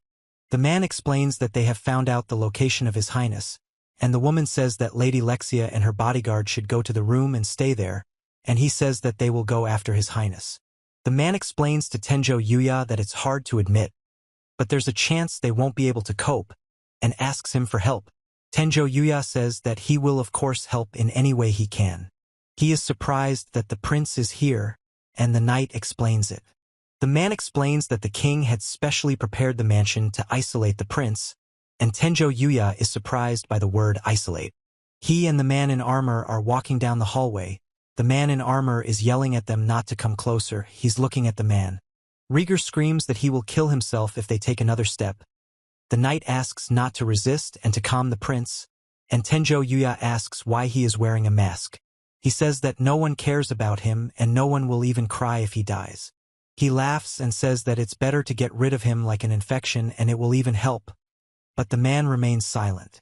Tenjo Yuya says things are bad, and the man explains that the situation is complicated. Knight screams and he says that the prince needs to be stopped, and the man explains why everyone has such faces. He screams and tries to fight off the sudden attack when another man suddenly attacks him. He shouts to let someone go and orders to seize His Highness, and the soldiers confirm the order. The image shows tall, arched windows with columns, without characters or text. Tenjo Yuya and the knight are fighting the enemy. The knight is surprised, and Tenjo Yuya explains what is happening. A barefoot girl appears below. A man shouts that she has arrived, then explains that the situation check is over and she has failed, after which another man demands not to approach the prince and asks who she is. Tenjo Yuya is surprised by the arrows, noticing that there is someone else outside, and the girl says that he is no longer needed, and he asks in response what. He shouts that according to the Dark Guild's plan, he must become king and promise to give him status, and then is surprised that he is no longer needed. She says that they needed a puppet and the expectations failed. The man explains that he is useless. Another man shouts that because of the archer outside they cannot get closer, and adds that therefore they need to get rid of him. She explains that she came alone, and he is surprised. He explains the step with his right foot and the attack with his left, and the other one is surprised. She explains that she foresees everything and directs the arrow where it needs to be, then tells them that the targets have already been marked and orders them not to leave. He says goodbye, then releases a powerful energy blast from his hand, while the armored man watches in surprise. Tenjo Yuya explains that the arrows will not harm her, and he concentrates energy in his hand, preparing to attack, while two men watch the scene. She says it's unexpected and explains that the spell looks like a rabbit. She asks, he confirms, and the other man yells not to answer you. She says she's lucky, and he explains that he found Yuya. He explains that because of something else the arrows went to waste and it's still a pity. He says that they will have to retreat temporarily, and the other one shouts that he will not retreat under any circumstances, after which both react with fear to the explosion. He says she said she was out of arrows, and she explains she had an emergency supply left. She says that's it. He yells to stop while chasing after another man in armor. The man says she ran away, and the background shows a night landscape with a castle and trees. Tenjo Yuya asks who the girl was, and the man explains that she is not an ordinary person. He explains that from their conversation it can be understood that she is connected with the Dark Guild and their joint plan with the prince. Tenjo Yuya says they have such people. He says that this girl was not serious, explains that if she had brought a crowd with her, they would not have coped, and asks if he should train more if Master Rabbit is right. He explains that the spell is similar to the rabbits and explains that it was talking about the master, after which the other man says that it is time for them to leave. He says that we will have to ask Master Chronic how to meet him. She congratulates Yuya on his return and asks if he is okay, and he explains that no one was hurt and tells that the prince and the others are guarding Owen. He says that she has absolutely nothing to do with it, and she explains that everything happened because of her fault. Tenjo Yuya says that his magical powers went out of control when he was a child, and she explains that it has nothing to do with it. She says that her brother was injured in the incident, and the other woman is surprised. He explains that since then her brother has been bedridden. She asks to meet her brother, and he says that she needs to apologize to him. He says he wants them to be friends again. He says that once Reagan gets better, they will definitely make peace. She says that her father told her to wait until he gets better, but she hasn't seen her brother since then, and she's afraid that her brother hates her. He says the audience hall is ready. He asks Tenjo Yuya to go with him as a guard. He stands with his back to a group of people around the throne where a man sits, and everyone listens attentively to him. He explains that he can't afford to lose, and Tenjo Yuya says that he understands his feelings. He asks Rieger if he wants to explain himself, and Rieger repeats the question, offering to explain himself. Tenjo Yuya says that this explanation is enough, and he is surprised and calls him father. He explains that this is what his son looks like, and the other asks him to look and admire, asking why he looks away. Lexia screams that there is no need for sympathy, accusing her brother of becoming like this because he could not contain his power. The king says that the wounds have long since healed and the healers have confirmed the absence of scars, and Tenjo Yuya explains that a huge flow of mana has entered his body, which the destructive impulses could not heal, and he wants to destroy everything. He shouts that it must be destroyed, and the woman asks him to stop and calls him Your Highness. He shouts to destroy and orders to hold him. He explains that the impulses caused him to constantly hurt himself, and says that they were able to heal the wounds, but could not cope with the devastating curse. He explains that the first prince went mad and decided to isolate him, and the culprit Lexia lives in love and care, and he wants to kill the king and princess, too, in Cloak's promise to give him power. He screams that he will destroy everyone who abandoned him and asks why it had to happen to him. A man says throw him out.